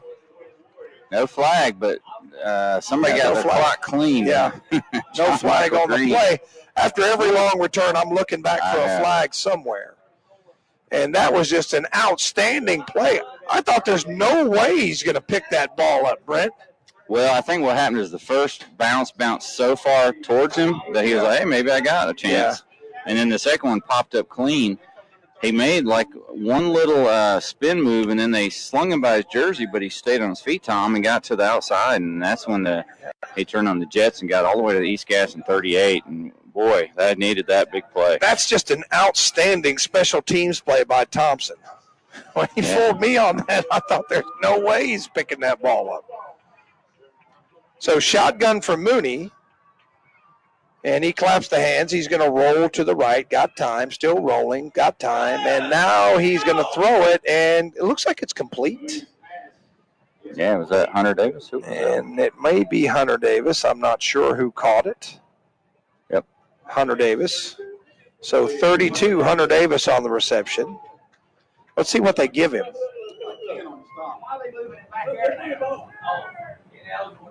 Ineligible receiver. That's going to wipe out the Davis reception and make it 1st down and 15.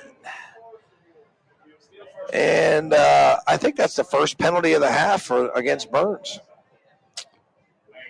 I believe you are right. So that's going to mark it back to the 43. So you get the great special teams play, you get the completion, but then you got to get out of your own way. These little pre-snap penalties will kill you. 10:40 left to go on your Mr. Sparky. He's got room down the sideline. He's going to take it all the way back to the house. Pick 6, Thomas Jefferson. 55 yards. Was that Twitty? Did he intercept that? It is. Twitty. Dakota Twitty intercepts it and takes it all the way back for 6. Wow. Thomas Jefferson flips the ball game, and we got a Cherryville player down. I think it's Gavin Cease that's down for Cherryville. Looks like they're going to try and stretch him out. Hopefully just a cramp. How many yards do you say it was? 55. 55. right around there. So a 55-yard pick six for Dakota Twitty has Thomas Jefferson up 8 with the extra point still to come. 11:37 left in the ball game. We're going to step aside for just a second. Be right back with. Second down and 9. Well, that's option 3. You get a big play from Norris. Right. See, but instead of another first down, now you got second and 9. Yep. So that's where those penalties hurt you. Another, formation here where they're bringing an offensive lineman slightly back to lead the play, and Norris has got it again, dives forward, still on his feet, dragging a tackler, dragging a bunch of tacklers, and he'll get down close to a CSI Mechanical first down. Looks like they're marking it at the 27-yard line. It's going to be, well, let's see. They may measure or they may just call it. He's going to give him 8 yards. He's slow to get up. Oh, man, the whole team was on him. So they're going to measure. And looks like Norris has got some cramps.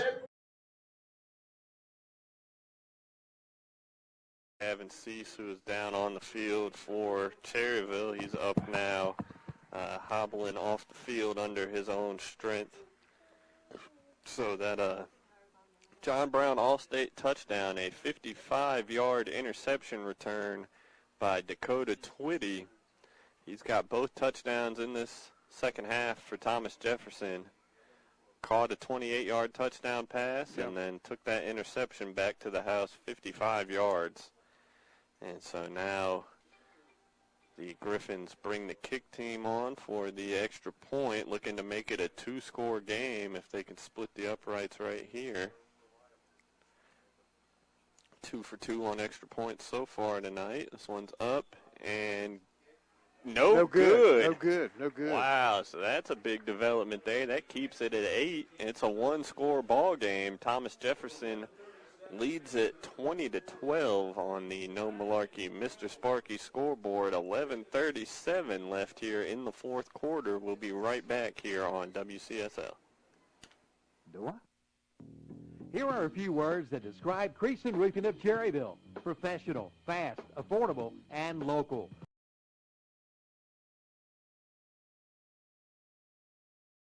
And what'd you give him there? 20, so that was 10. So that 10-yard pass to Allen. But I tell you what, that could have been a dagger. Yeah. So Burns keeps possession. And Mooney's claps the hands, has it. He's going to try Wilson, who's smacked and pushed back. He's going to lose about 3 yards. Yeah, it was a big play by Jake Fox. We called his name a couple times. They only give him a 1-yard loss. Yeah, so a 1-yard loss. Looked like he lost about 3. So it's going to be, for the time, Wilson. And here comes Norris back in. So Wilson's going to come out. Norris back in. 15 coming into the game. That's Kahari Surratt. Yeah, what they did is they took Morrow out, so no H-back, and they've got 3 receivers, and Norris split out. So they go empty set. Empty set. A lot of man coverage out there, and Mooney's got it, and he's trying to get out of a sack, gets away from 2. Now he's going to run, still on his feet, fights forward to the 16, so he'll gain about 3, but a big third down here. You know, it was actually a pretty good play by Mooney. He got rush pressure immediately, and instead of taking the sack or trying to throw some silly pass, he just said, I'm going to get what I can, which was about 2. Yeah, they give him 2. Same set here. So let's see if Burns' offensive line can keep him upright this time. This time he'll roll, and he's got a man into the end zone. Touchdown, Thompson. That's a numbers bookkeeping touchdown. He took a late hit, too, and he's down. Mooney? Yep. Did not see him get hit, and is there a flag? There is a flag. So there is a flag, and Mooney is wincing in pain. Hopefully he's okay. He's trying to walk it off. And he is going to be able to walk it off. Now, he doesn't want to come out of the game. He's the holder on the PAT. Yep. So So there'll be a penalty against East Gaston. Who was that on the catch? Was that Allen or? That was Thompson on the reception, wasn't it, Joe? Was that Thompson on the touchdown? Thompson. Okay. So that's a 17-yard TD for Thompson. And that ties the score at 27. And Mooney was able to stay in the game, and that's big because he's the holder on the PAT. So with 7 minutes and 23 seconds left to go, a huge settle heating and air extra point coming up here for Camacho. And, yeah, Mooney did take a shot. And I think the penalty will come on the kickoff. Yep. So big extra point. Snap back. Mooney's got it. Camacho foot into it. And it is good. Burns retakes the lead, 28-27 on your Mr. Sparky scoreboard. Don't go anywhere. We've got a good one at Ron Green Stadium.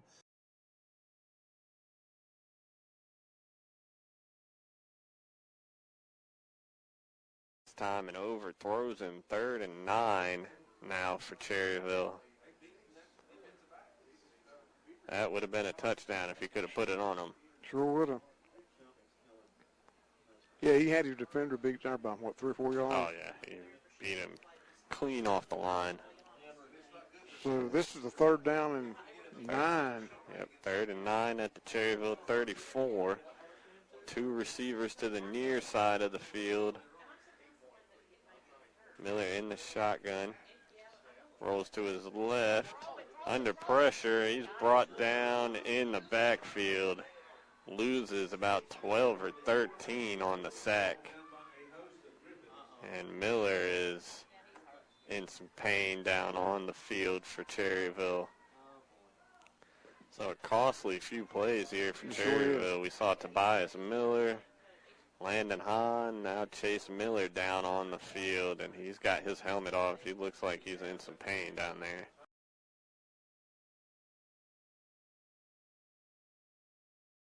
Burns retakes the lead, 28-27, and then the roughing the passer penalty, Camacho gets to kick it from the 45.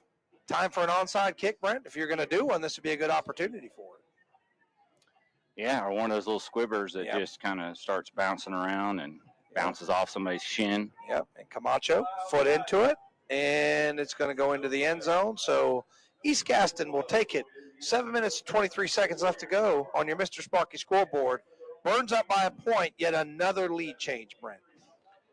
Yeah, it's been a fun game to call because it's been back and forth and back and forth. And one thing we haven't talked about is how big is that missed extra point now? It's huge. Because Camacho's hit them all. Right. And every time he's had to hit it to take that 1-point lead, and he keeps making them. And how big is it for Mooney not to come out of the game and to hold on that extra point? I mean, those are the little things that you don't think about. Yep. But I tell you what, East Gaston has answered the bell every time they've had to. So now it is a 1-point game. East Gaston with the ball, their own 20. Looked like they had a man move early, not called, and then through the middle, I think, is Hill. And Davis with the tackle. Who had the ball carry, Joe? One, McKinney. McKinney. So McKinney gets 2 yards. That's a pretty good job on McKinney, though, to keep him to 2. I'm telling you what, every time McKinney gets the ball, I kind of hold my breath because I know he's hard to bring down, man. He's a load. If you're just joining us now, under 7 minutes to play, 1-point game. East Gaston with the ball on their own 22-yard line. And Burns, a lot of guys in the box again. And straight ahead run, and it's going to be Hill who's knocked backwards there. And let's see. Kahari Haynes. It's Haynes, and they're going to give him out to the 24, so they're going to give him a 2-yard gain, 3rd down 6. Gang tackling.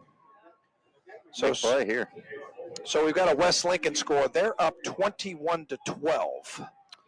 And we'd like to welcome listeners from Lincoln County coming in on WLON to catch the end of this one. We got 6:10 left. Burns clinging to a 28-27 lead. East Gaston ball, 3rd down 6. Tom, take Crowd making some noise. 3rd down and 6. Sherrill's in the gun. He's going to throw it. He's got time. Now running out of time. Throws deep over the middle. Up in the air. Incomplete. Knocked away.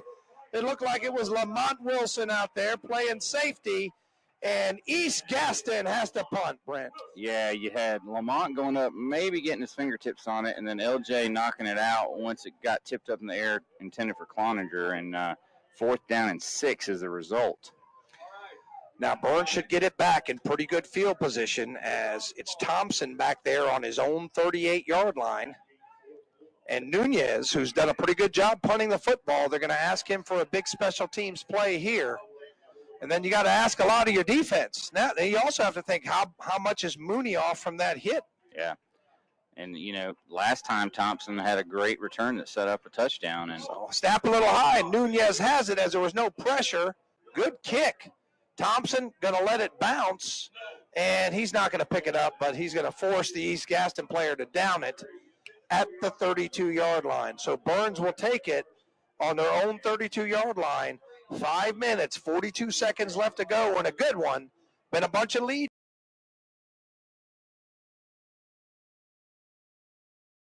Carey makes it 2nd and 7 for the Griffins at the Cherryville 42.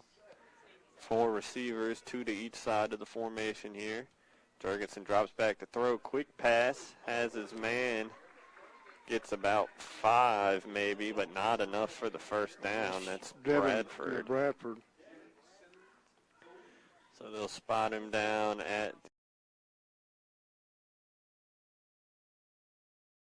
Right, no, Mooney's going to keep it around the edge. Got the 40, 45, 50, 45, 40, 35, 30. Cuts it back, takes on a tackler all the way down to the 20-yard line. Did the ball come out? Did the ball come out? No. They fumbled it out of bounds. I thought the ball came out there for a second. And they're going to mark the football. Let's see. They're going to mark it. The guy that Mooney hit is down, but it looks like a cramp. So we've got an injured player. Big run by Mooney. We'll break it down when we get back in 30 seconds.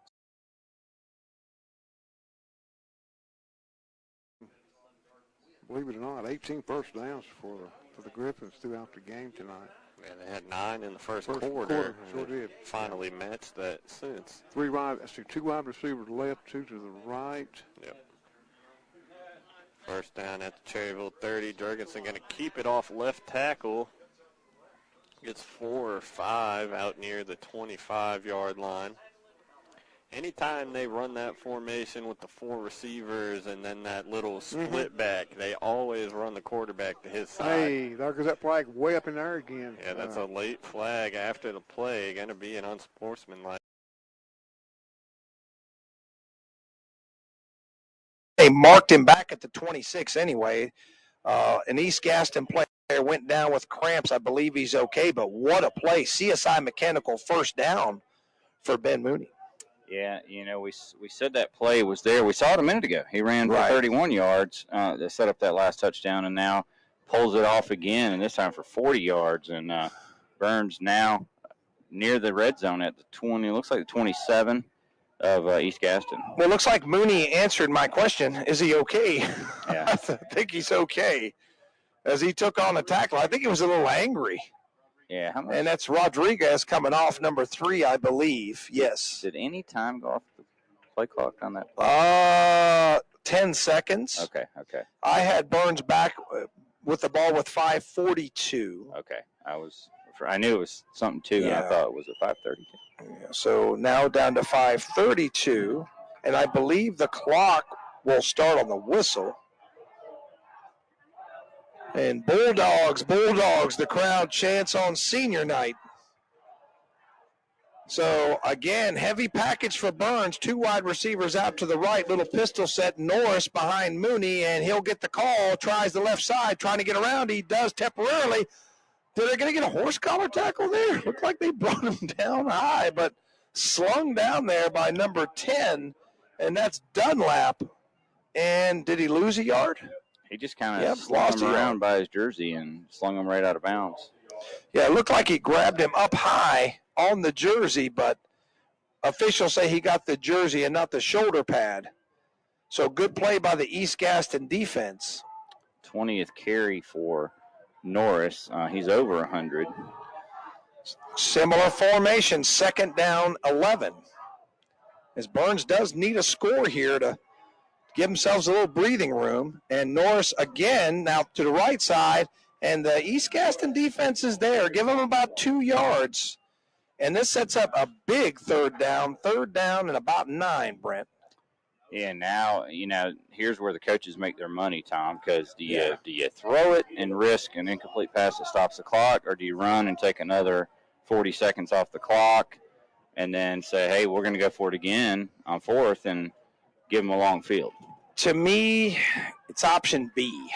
I like 2 called runs here because you could take this thing down close to 2 minutes. I'm going to check the timeout situation here in a second. And it's going to be Mooney on the keeper through a little crease, but he stops short. He'll be stopped at the 22.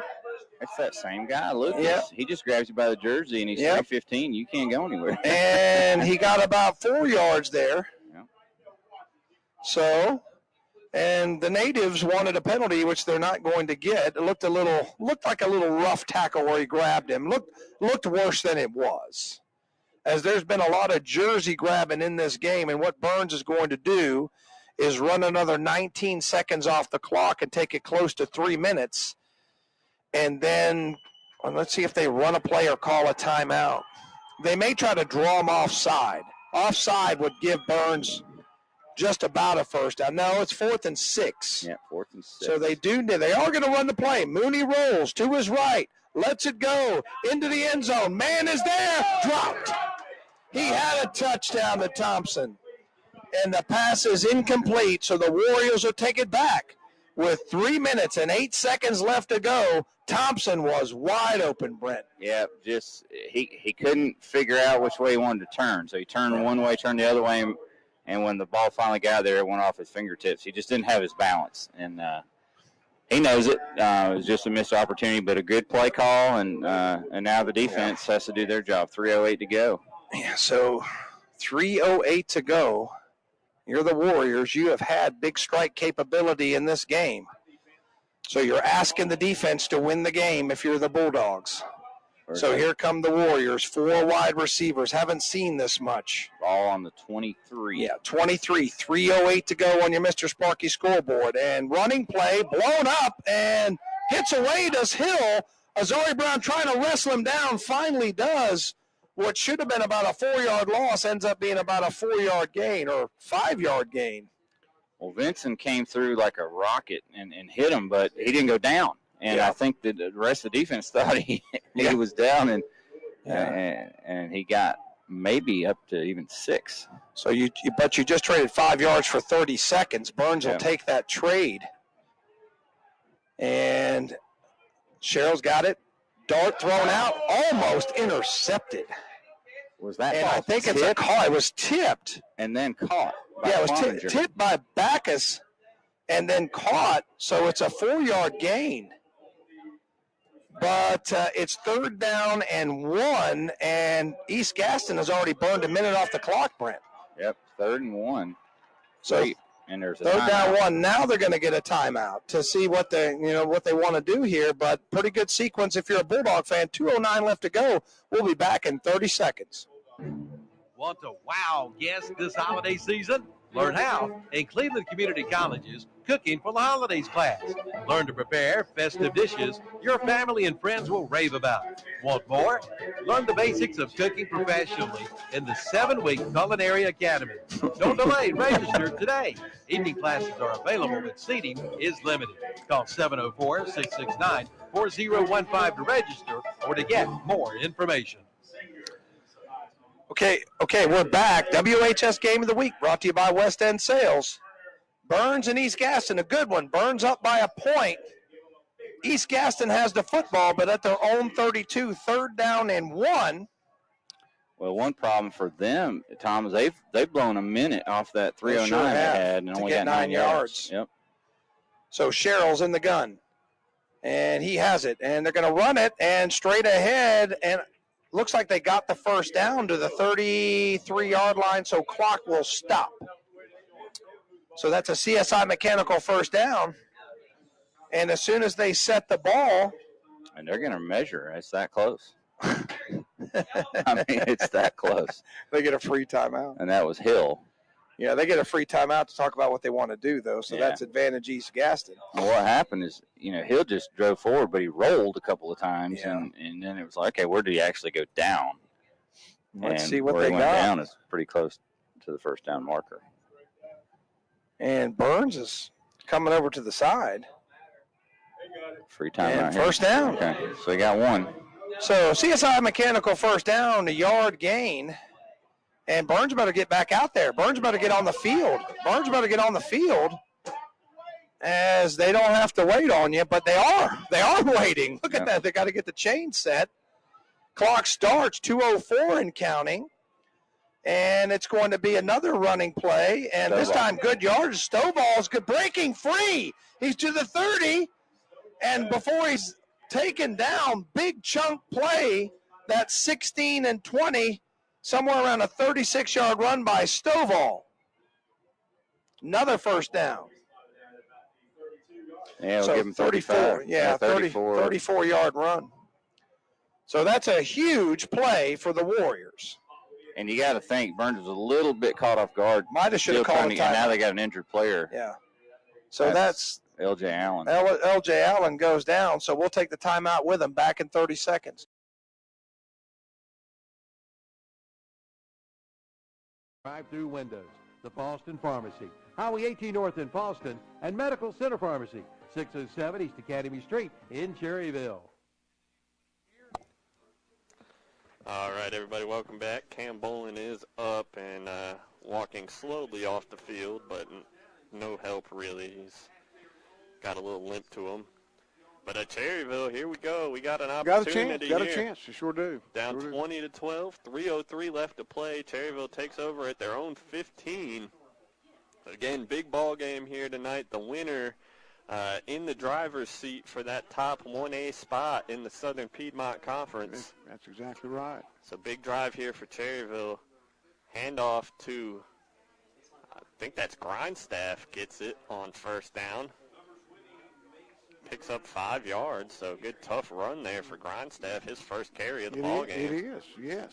Chase Miller, who went down at the end of that last drive, is out there at quarterback for Cherryville. Wow. He wasn't putting any pressure on that right leg, and now here he is back on Well, the field. They even picked him up and carried him once he got to the sideline. He sure did.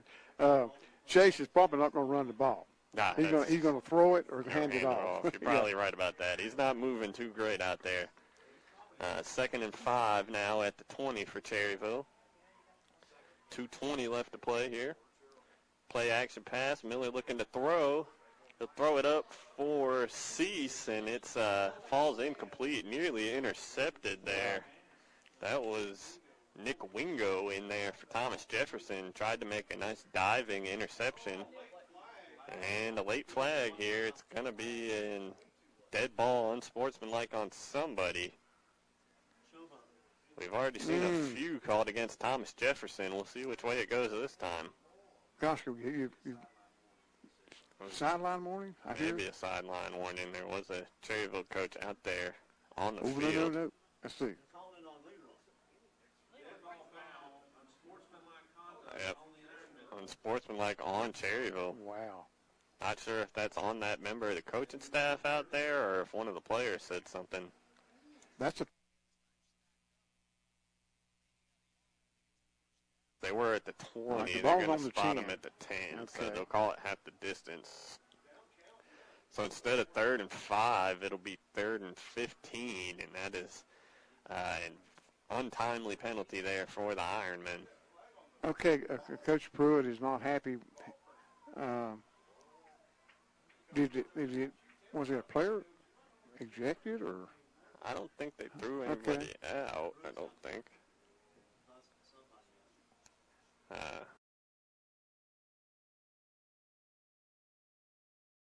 Turns the corner, and he's going to dash in for a touchdown is Hill. So that's going to be a 21-yard TD for Hill, and that may be the clinching touchdown. We'll see. Man, it really looked like they were going to get him one, maybe at the line of scrimmage, or at least cut him off and force him out of bounds. And he somehow got the corner. And that last 8 yards, he just tiptoed down the sideline. Sure did. For the touchdown. And now I think they're going for 2. Yeah, with that 5-point lead, they are going for 2. Not over, but that's a numbers bookkeeping touchdown. And now the Settle Heating and Air 2-point conversion. And it's going to be a running play and into the end zone. So that makes it 35-28. Yeah, McKinney. So we'll be back in 30 seconds, 35-28 on your Mr. Sparky scoreboard. We'll be back with the last minute, 10 seconds. The clock is ticking. Take a time out. Come by Rice Jewelry to check out one of our lightweight wooden watches. They're only $129.95.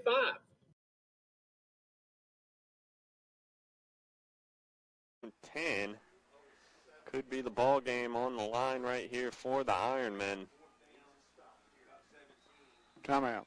Yeah, Cherryville took a little too long getting into position there for that 4th down play, and so they'll have to call a timeout here. 2:07 left on the clock. Ironmen trail it 20-12. We'll be right back with 4th and 15 after this timeout.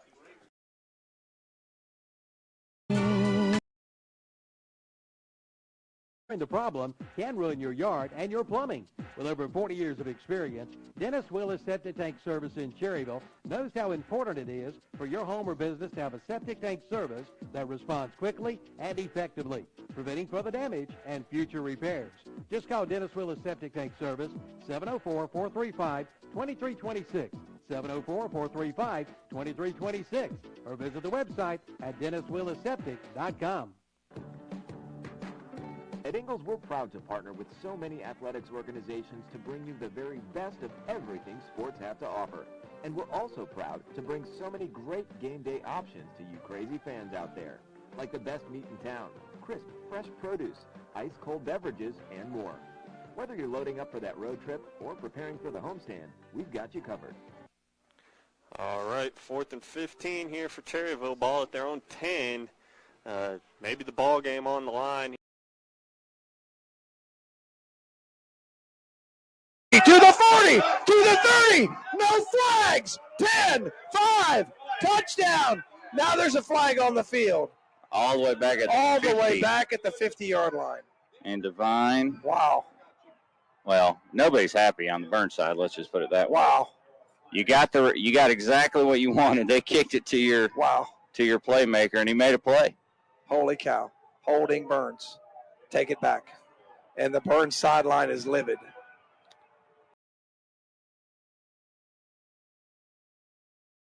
Brings it in. Wow. First down, Ironman Medical Center Pharmacy, first down. So Cherryville at their own 30. A minute 40 left to play here, down 8. They hand it to Cease, and he loses about 4 on that first down carry. So Cherryville moving backwards here. Not what you want with the time ticking down. It'll be 2nd and 14 at the Cherryville 26. Offense is a little compromised with Miller not being at full strength here. Coach Pruitt trying to get the right play in for his offense. Clock getting ready to go under 1 minute. Yeah, minute 05 here, and now a flag comes in. What's that flag? Is it too many players in the formation? False start. Wow. So that'll back them up 5 more. They lose 4 on the first down carry. And now they're going to lose 5 on the false start. So it'll be 2nd and 19 at the Cherryville 21.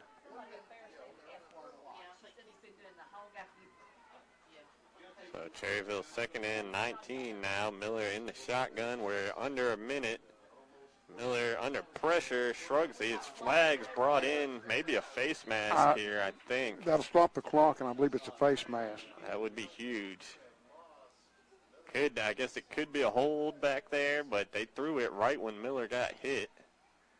And it looked like he was raked across the face, so I think we might have a face mask here. We'll see what the call is. They marched it off. Well, yeah, they marched it off. Personal foul, face mask on Thomas Jefferson. So give him 15. That'll bring it back to about the 35. Now they'll put it at the 31. That's 85 yards in penalties for the Griffins. 2nd and 9, Cherryville now at their own 31-yard line. 45 seconds on the clock here. Miller by himself in the shotgun, looking to throw it down the field. He's under pressure, again on one leg. That's another penalty flag. Yeah, it's a flag in there. We'll see what it is. Miller thrown down to the ground. We'll see what this flag is. Refs will huddle here near the penalty marker. 37 seconds left. That's a big call right here. It's going to be against the Griffins of Thomas Jefferson. Wow. Maybe another face mask? Yeah, back-to-back face masks. So now they'll put it at the 37. So Cherryville gets a few more yards here. I tell you, they got to give Miller some time back there because he just can't move around and make the plays with his legs like they're used to. They got to block it up better for him. But it'll be 2nd and 3 for Cherryville at the Ironman 37. 38 seconds left to play here. You got 3 receivers on our side than your side. Yep, Miller in the shotgun here. Bad snap. He gets it, though. He rolls left, and it's batted down. Number 16 in there. That's David Hargrove. Knocks it down for Thomas Jefferson. Makes it 3rd and 3 now. I believe his intended receiver was number 2, Carter Spangler. Could have been either of 3. Yeah. So that ball falls incomplete, stops the clock at 32 seconds here. It'll be 3rd down and 3 for Cherryville. Ball at their own 37-yard line. All right, you got Landon Hahn on the right side. I believe you got Keiondre Walker right here on the near side. So 3rd and 3. Miller rolls to his right, throws for Hahn. He's got the first. And he's brought down at the Cherryville 47, and the Ironmen will call a timeout right there. So Cherryville ball just shy of midfield with 25 seconds left on the clock. We'll step aside real quick and be right back here.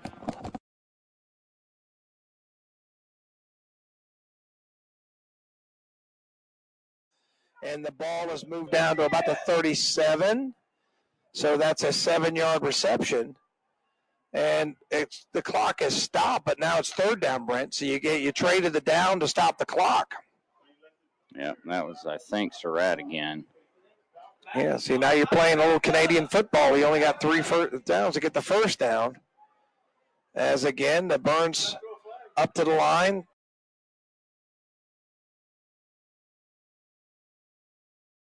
Beautiful stadium here coming out of the Cherryville timeout. The Ironmen trying to come up with a big play here at the end of this one. Well, they've had a couple penalties that's helped them. Keeping them alive. But I believe they've used their last time out. Yeah, I think you're right on that. It's Cherryville ball 1st and 10 at their own 47 here.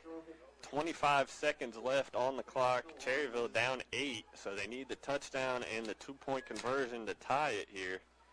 Miller takes the shotgun snap, rolls left, throws. Ooh, it could have been intercepted. Incomplete pass intended to... Looking for Hahn. Tried to make the dive and catch. Couldn't quite get down there to grab it.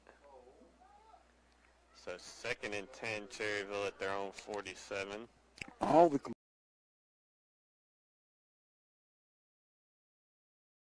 So the 39-yard line. And Mooney's in the gun. Here we go. Snap is back. He's got it. He's going to roll to his left. He's still rolling. Lets it go. Man, wide open. Penalty flag comes out as Allen has it down to the 20. I'm not sure what the flag is. Let's check the flag. Off a bounce, makes a couple men miss. He's throwing now, looking, just tied, looking for Mulvey. Jack Mulvey. Wow, Miller did incredible there to even give himself a chance to make that play after the bad snap. What's that called? Circus play? Yeah, that's some backyard football, whatever you want to call it. He nearly got a first down out of that. Bad snaps probably going to cost possibly the game tonight. That's 3 of them. That one came at a terrible time here. So it's 3rd and 10 now for Cherryville. 12 seconds on the clock. That one took a little more time than the previous play. Can Hahn get open right here with 12 seconds left? He's going to have to get open deep, too. Yep. 3rd and 10 at their own 47 of Cherryville. Miller drops back in the shotgun. He's got some time. He's going deep over the middle looking for Hahn. It is intercepted. And I believe that's Twitty. And if so, that's a fitting way to bring this one. We got one more play. Trying to get lined up. Mooney back with it. He's got time. He lets it go. He's going for it all. Jump ball intercepted. And they're going to get him for pass interference. How are they going to get him for pass interference? Yeah, that was a jump ball. So here's a little, I'll give you something back. I don't know about that. Brent. I don't agree with that. This game should be over. That's a great play by the East Gaston defensive back. Yeah. He came in there and picked it off. And now we're going to talk about it, but he's going to call it on the corner that had the coverage, but the safety came over and made a good pick. Maybe there's something I didn't see there. It didn't look like much. Either way, they're putting a little bit of time on the clock. Yeah, they're putting a little bit of time on. There's 7.5 seconds left to go. They're going to get a 10 or 15. They're going to get a first down. 15. It's not a spot foul like pros. It's only a 15-yard penalty. But now you're talking the 29-yard line-ish. Yep. And now you got a more realistic third of the end zone, or maybe 2 if they put a little bit of time on the clock. You may have a moment as the ball's going to be down. That's a CSI Mechanical first down. And it's at the 29, so 7.5 seconds. Burns calls their last Burns wants to talk about it, so we'll be back in 30 seconds. Be ready for those cold winter nights and keep warm this winter with a new kerosene heater from Shelby Hardware. They have them in stock in all sizes. Come get yours before they're sold out. They also carry wicks, and they do kerosene heater repair too. And get your Echo chainsaws, trimmers, blowers, and more. And register to win a pellet grill to be given away for Christmas. See Shelby Hardware for details. Shelby Hardware, 506 South Lafayette Street in Shelby. Online at ShelbyHardwareandSupply.com and see the page at WhatsAppShopper.com. Are your fall finance? Sorry, we'll bring you that message from Basic Finance here in just a second. This is the ball game. Either we're going to have a touchdown and an extra point in overtime, or the game will end on this play as it's on the 29-yard line after the pass interference penalty. There's been a penalty on the last 3 plays, Brent. Yeah, and you have an outside chance for 2 plays here. Yeah, I would say probably 1. And Mooney's going to let it go to the end zone. Allen's there. He caught it! It's a touchdown! It's a touchdown for the Bulldogs! Allen caught it in the corner of the end zone.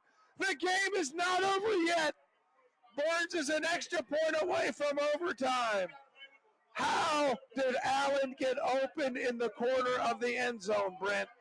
How did that happen?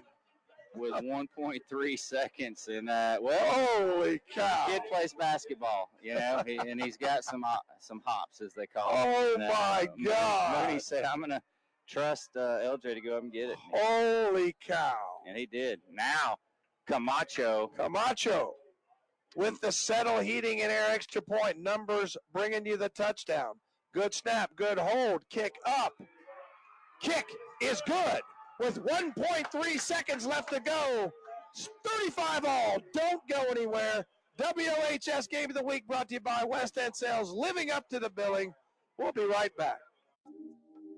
Are your fall finances falling out of control? Well, take charge. Let the folks at Basic Finance in Shelby help you out.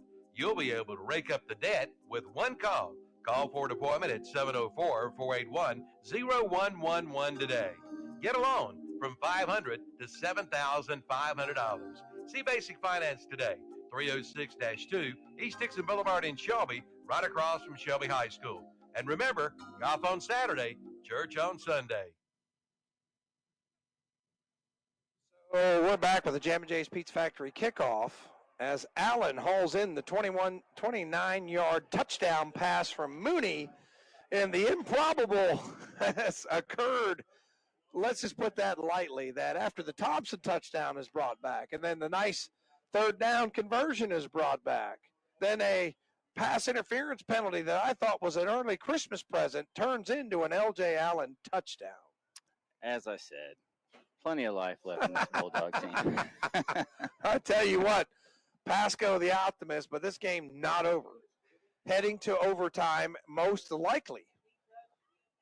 But I tell you, it's just been wild. It's just been a wild, wild football game, Brent Pasco. I think here you got to do that squib kick. I mean, you can't give McKinney or this is going to be a chance. squib kick. West Lincoln's going to win 35-12. So, thank you for joining us. The West End Sales Game of the Week. I'll tell you what, this has been the game of the week. Yeah. As I said, not over yet, as Camacho's got to put the ball in the air on this Jam & J's Pizza Factory kickoff, squibs it, caught, and he downed it. Yeah, Goins downed it. And did any time run off the clock? Does that run it out? That will run it out. We're headed to overtime, so we'll be back. Don't go anywhere. 35-35 on your Mr. Sparky scoreboard. When it comes to taxes, you need to see the tax professional. That's Noah Kay at Numbers Bookkeeping and Income Tax Service in Shelby. And you've gotten a little letter from the IRS. Come see Numbers. Get the advantage. They'll help you take advantage of the credits and deductions that you deserve. Just call 704-484-2783. See Noah Kay at Numbers Bookkeeping and Income Tax Service, 707 South Lafayette Street in Shelby. They are there for you. It's all you can eat. All you can eat ribs each and every Thursday at Pat's Cafe in Shelby. And these ribs are guaranteed to stick to your ribs. All you can eat. And on Tuesdays, it's all you can eat boneless chicken wings and popcorn shrimp. And don't forget about their big Sunday lunch. And see Pat's Cafe in Shelby for all of your catering needs. They deliver, they set up. You just relax and eat. That's Pat's Cafe, 1235 East Dixon Boulevard in Shelby. For that next birthday, anniversary, or special event, make it big, and we mean real big, with Yard Cards from Bradley's in Shelby.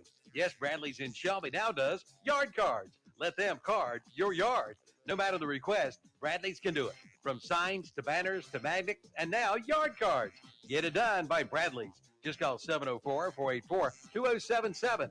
Visit the website at bradleysinc.com, located at 2522 West Dixon Boulevard in Shelby. Okay, Brent Pasco, we're back. And what we've got here is each team will get a possession from the 10-yard line. I think we do a coin toss, and you basically get to choose who gets the ball first, right? Right, and you definitely want to go second. You don't want to go first. Absolutely. But if you go first and get the touchdown, you put a lot of pressure on that team. So Jesse Love goes out as the captain on senior night. And let's see what we got. And I would say, with the way East Gaston has run the ball tonight, that puts them in good shape. But we'll see. A lot of dumb stuff can happen. Interception, fumble, something can happen. L.J. Allen, 7 catches on the night, 2 touchdowns. You also got Thompson has 2 touchdown catches. That means Mooney's got 4 touchdown passes. Versus only 1 interception. Yep. So his ratio is still pretty good. Pretty good. 20-3, I think. And then you got Norris, who at halftime had, what did he have? He had 95 yards or so. Then he had a 58-yard touchdown run, so well over 100, somewhere around 170, 180 yards. I'll tell you, right in the corner of the end zone. But, you can't celebrate. I mean, Now you got to play overtime.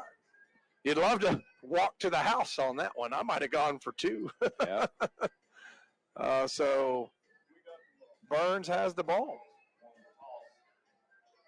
A lot of big plays. I mean, Burns has the even the football. 2-point conversion was big by East Gaston. Huge. Yeah. Huge. And now the crowd's getting into it. I tell you what, there's a lot of folks that made the drive down from Mount Holly. Yep, Bulldogs go on defense first. Lamont Wilson, Hunter Davis, Azari Brown, Kahari Haynes, Nick Vinson. Yeah, okay, so it's East Gaston with the ball first. Yep. Backus. Who else is out there? Coltrane. Got a lot of Bonner. Yep. Or I should say Hopper. Here's your gut check time. Beatty. That's your defense for the Bulldogs. This has been just a crazy game. That's high school football. That's what makes it so great. Yeah. Anything could happen. So here come the Warriors, and their fans are cheering them on. You got to give this crowd from East Gaston a little credit. They have come to cheer their boys on. And now the Burns defense has to do what it hasn't done very well in this half, is stop the East Gaston run game. And it's Sherrill in the shotgun. And as I suspected, it's going to be a running play to Hill, who's trapped behind the line. So a great play by the Burns defense, who saw that one coming. So Haynes on the stop. So that is loss of 1, second down and 11, but that hasn't bothered East Gaston. Yeah. Loss of 2. Yeah, loss of 2. Loss of 2. They're going to try to get up there and run it quick. Let's see if Sherrill hands it to Hill again, and nope, they're going to try Stovall the other side, and he's in almost fumble. Ball comes out. East Gaston recovers. They're calling him down, though. Okay, they're calling him down, and that play, the counter to the left, has been a lot more successful, as that's going to be down at about the 1-yard line, and that's the play they have it stopped, Brent. That was the play they got the big yardage late in the fourth quarter. Yeah, Stovall's, and again, it's like you're not looking for him. You're looking for the other two, and then he catches, and he's a little guy.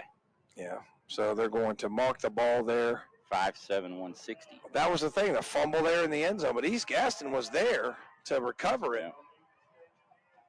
11 yards, so 3rd and goal from the 1. Yeah, 3rd down goal, and this is what East Gaston likes. This is their game, and a little bit of a high snap. It's on the ground, and he's got to cover it up. At the So, 5. at Now the you 5. now you almost got to think about a field goal just to get some points. Let's see what they do. Wow. But that's what I talked about, Brent. One little mistake could cost you, but looks like East Gaston's going to keep the offense on the field, and I don't blame them. Hey. Nope, they're not. Here comes Nunez. Wow. Here comes Nunez. They kept the offense out there for a while. And now you got 7 seconds on the play clock. They're going to have to maybe call a timeout here. Yeah. 3, 2, 1. Go ahead. Oh, they're going to give it to them. The play clock had expired. Yeah, the play clock was out. The play clock was expired, and they still give them the field goal. Yeah. So it's, and they say it's good. And that one is not going to make the natives very happy in the press box. 22-yard field goal by Nunez. And now East Gaston back out in front, 38-35. But if you're the Bulldogs, the touchdown wins it. I don't know about that, Brent. I clearly saw a 0 on the clock, and I am not one to try to complain. And it wasn't like simultaneous. It was like clock's out, another 2.5 snap. I don't know about this one. Might say, I don't know. The Vegas bookies might be on this one. I don't know. 1st down and 10 for Burns. Now, they have to take care of the football, Brent. East Gaston calls timeout. East Gaston calls a timeout. So we'll take a timeout with them. 38-35 on your Mr. Sparky scoreboard. East Gaston ahead. Burns with the possession in overtime. We'll be right back. No matter what you need to keep your home cool and comfortable, Settle Heating and Air has it. From complete Comfort Maker cooling systems to the latest in Wi-Fi capable thermostats. They have everything you need to stay comfortable. That's why you should make Settle Heated and Air your first call and your only call for all of your cooling needs. Call 704-481-1788 or find them online at settlehvac.com so you can settle in with comfort. Comfort Makers, comfort with confidence. Brent Pasco and Tom Senafani back with you. 38-35. East Gaston hits the field goal, but now Burns has a chance to win with a touchdown. Mooney's in the gun. Norris back with him. Snap is back. Norris tries the right side, dives forward, still on his feet, spins. He's knocked down at the 5-yard line. Second down and goal for the Bulldogs. Tasmanian Devil kind of run there. Holy moly.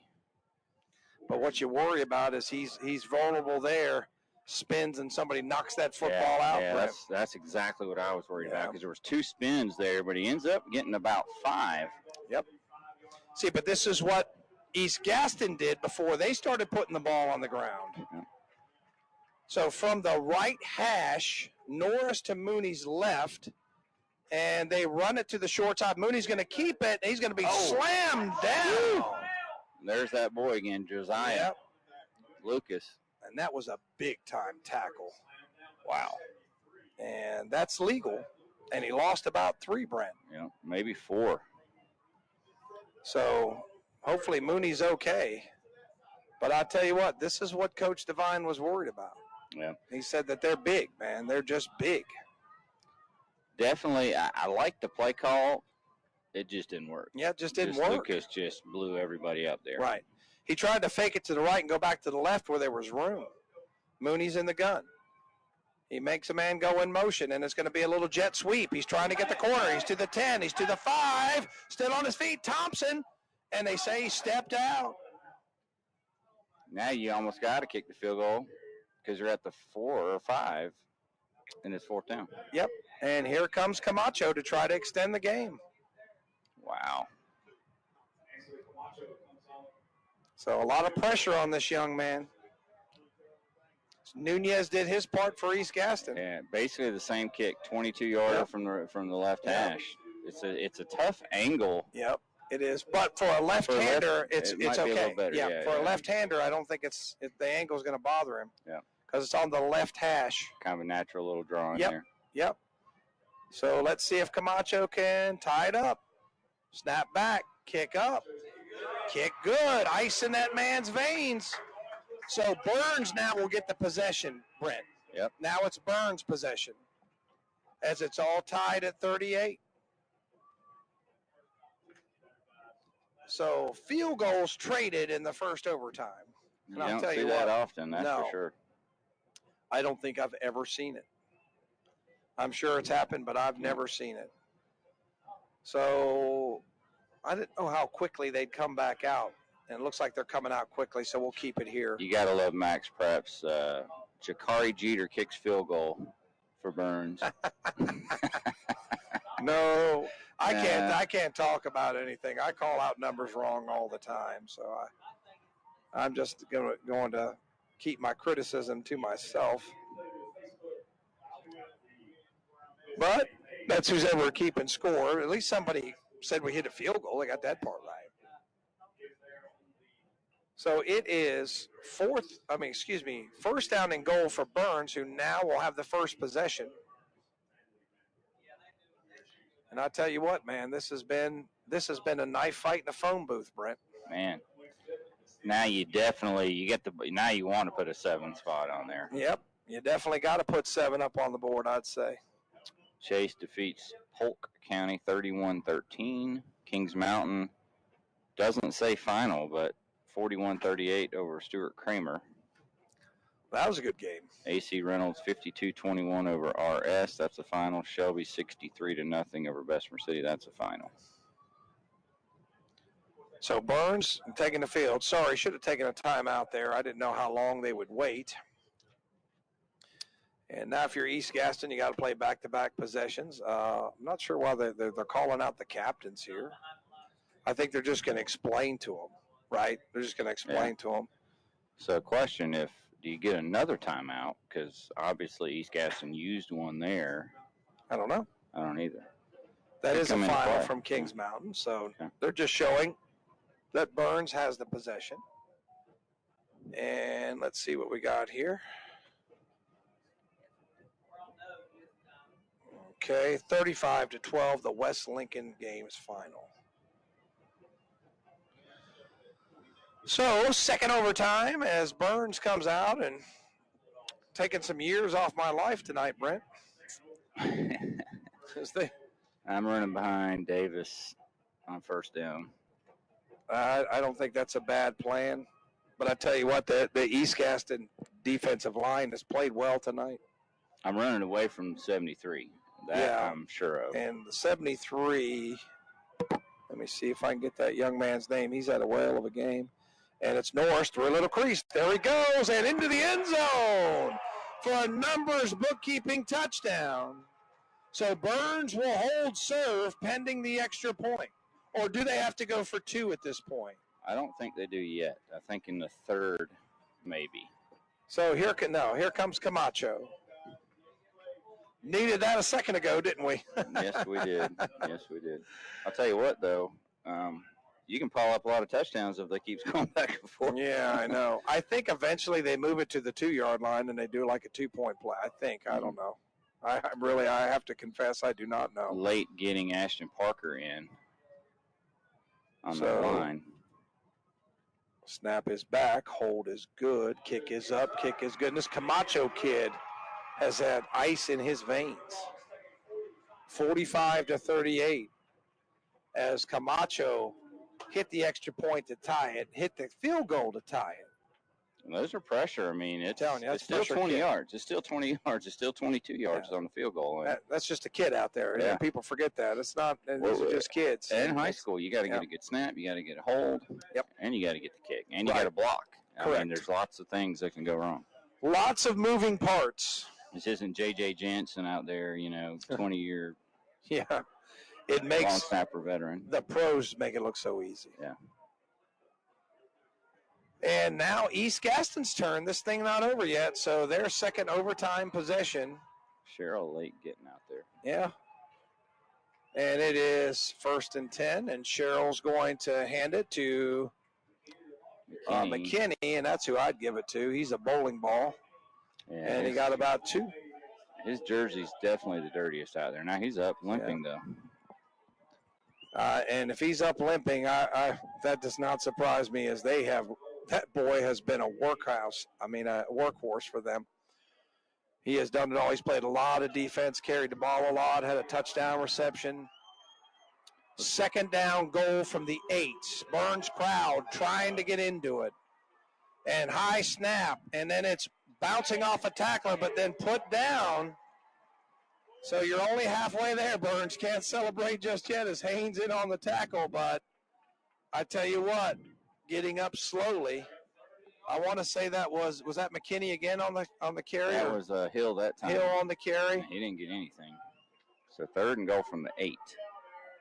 I tell you what, it's a shame anybody's kids has to lose this game, Brent. Yeah. We haven't seen him pass much. It might be time to get a Cloninger or slip McKinney out of the back. They may.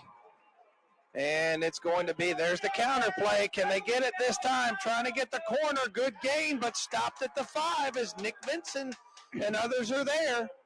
Lamont Wilson in there, too. I think Vincent went low and Wilson went high. Yep. And now you've got a situation where that was that Stovall going. Yeah. And I tell you what, the soothsayers in the booth all called that counter play, and they knew that was coming. Timeout. East Gaston. We'll be back in 30 seconds. 4th down and goal for the Warriors. Is flooring in your remodeling or building plans? Then go see John Strickland at Bowling Springs Carpet and Tile, 137 North Main Street in Bowling Springs. They're your full-service flooring center with a great selection of quality brands.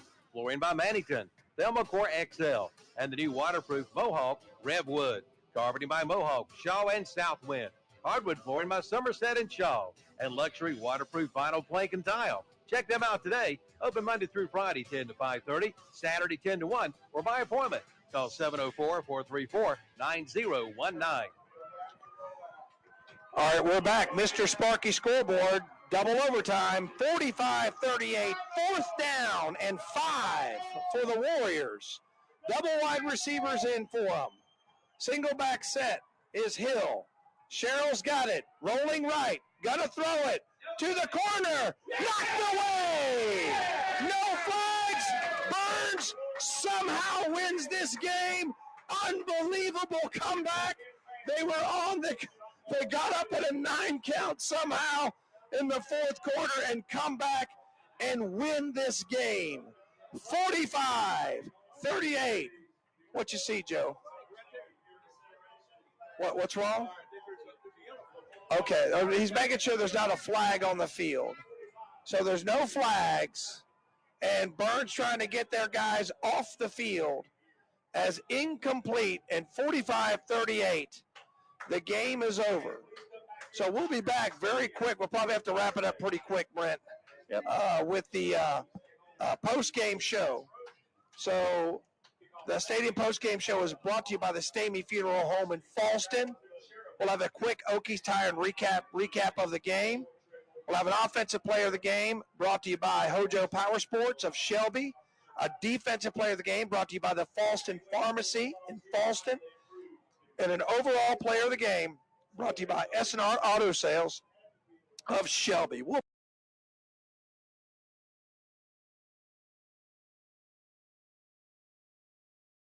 Ladies and gentlemen, thanks for tuning in to the Redzone Radio Show. We are 30 minutes past when we're supposed to be on here. Obviously, we're in overtime. If you're watching live on YouTube right now, we are going to sign off for about 5 to 10 minutes. Probably we're going to try to get back on by 10:30.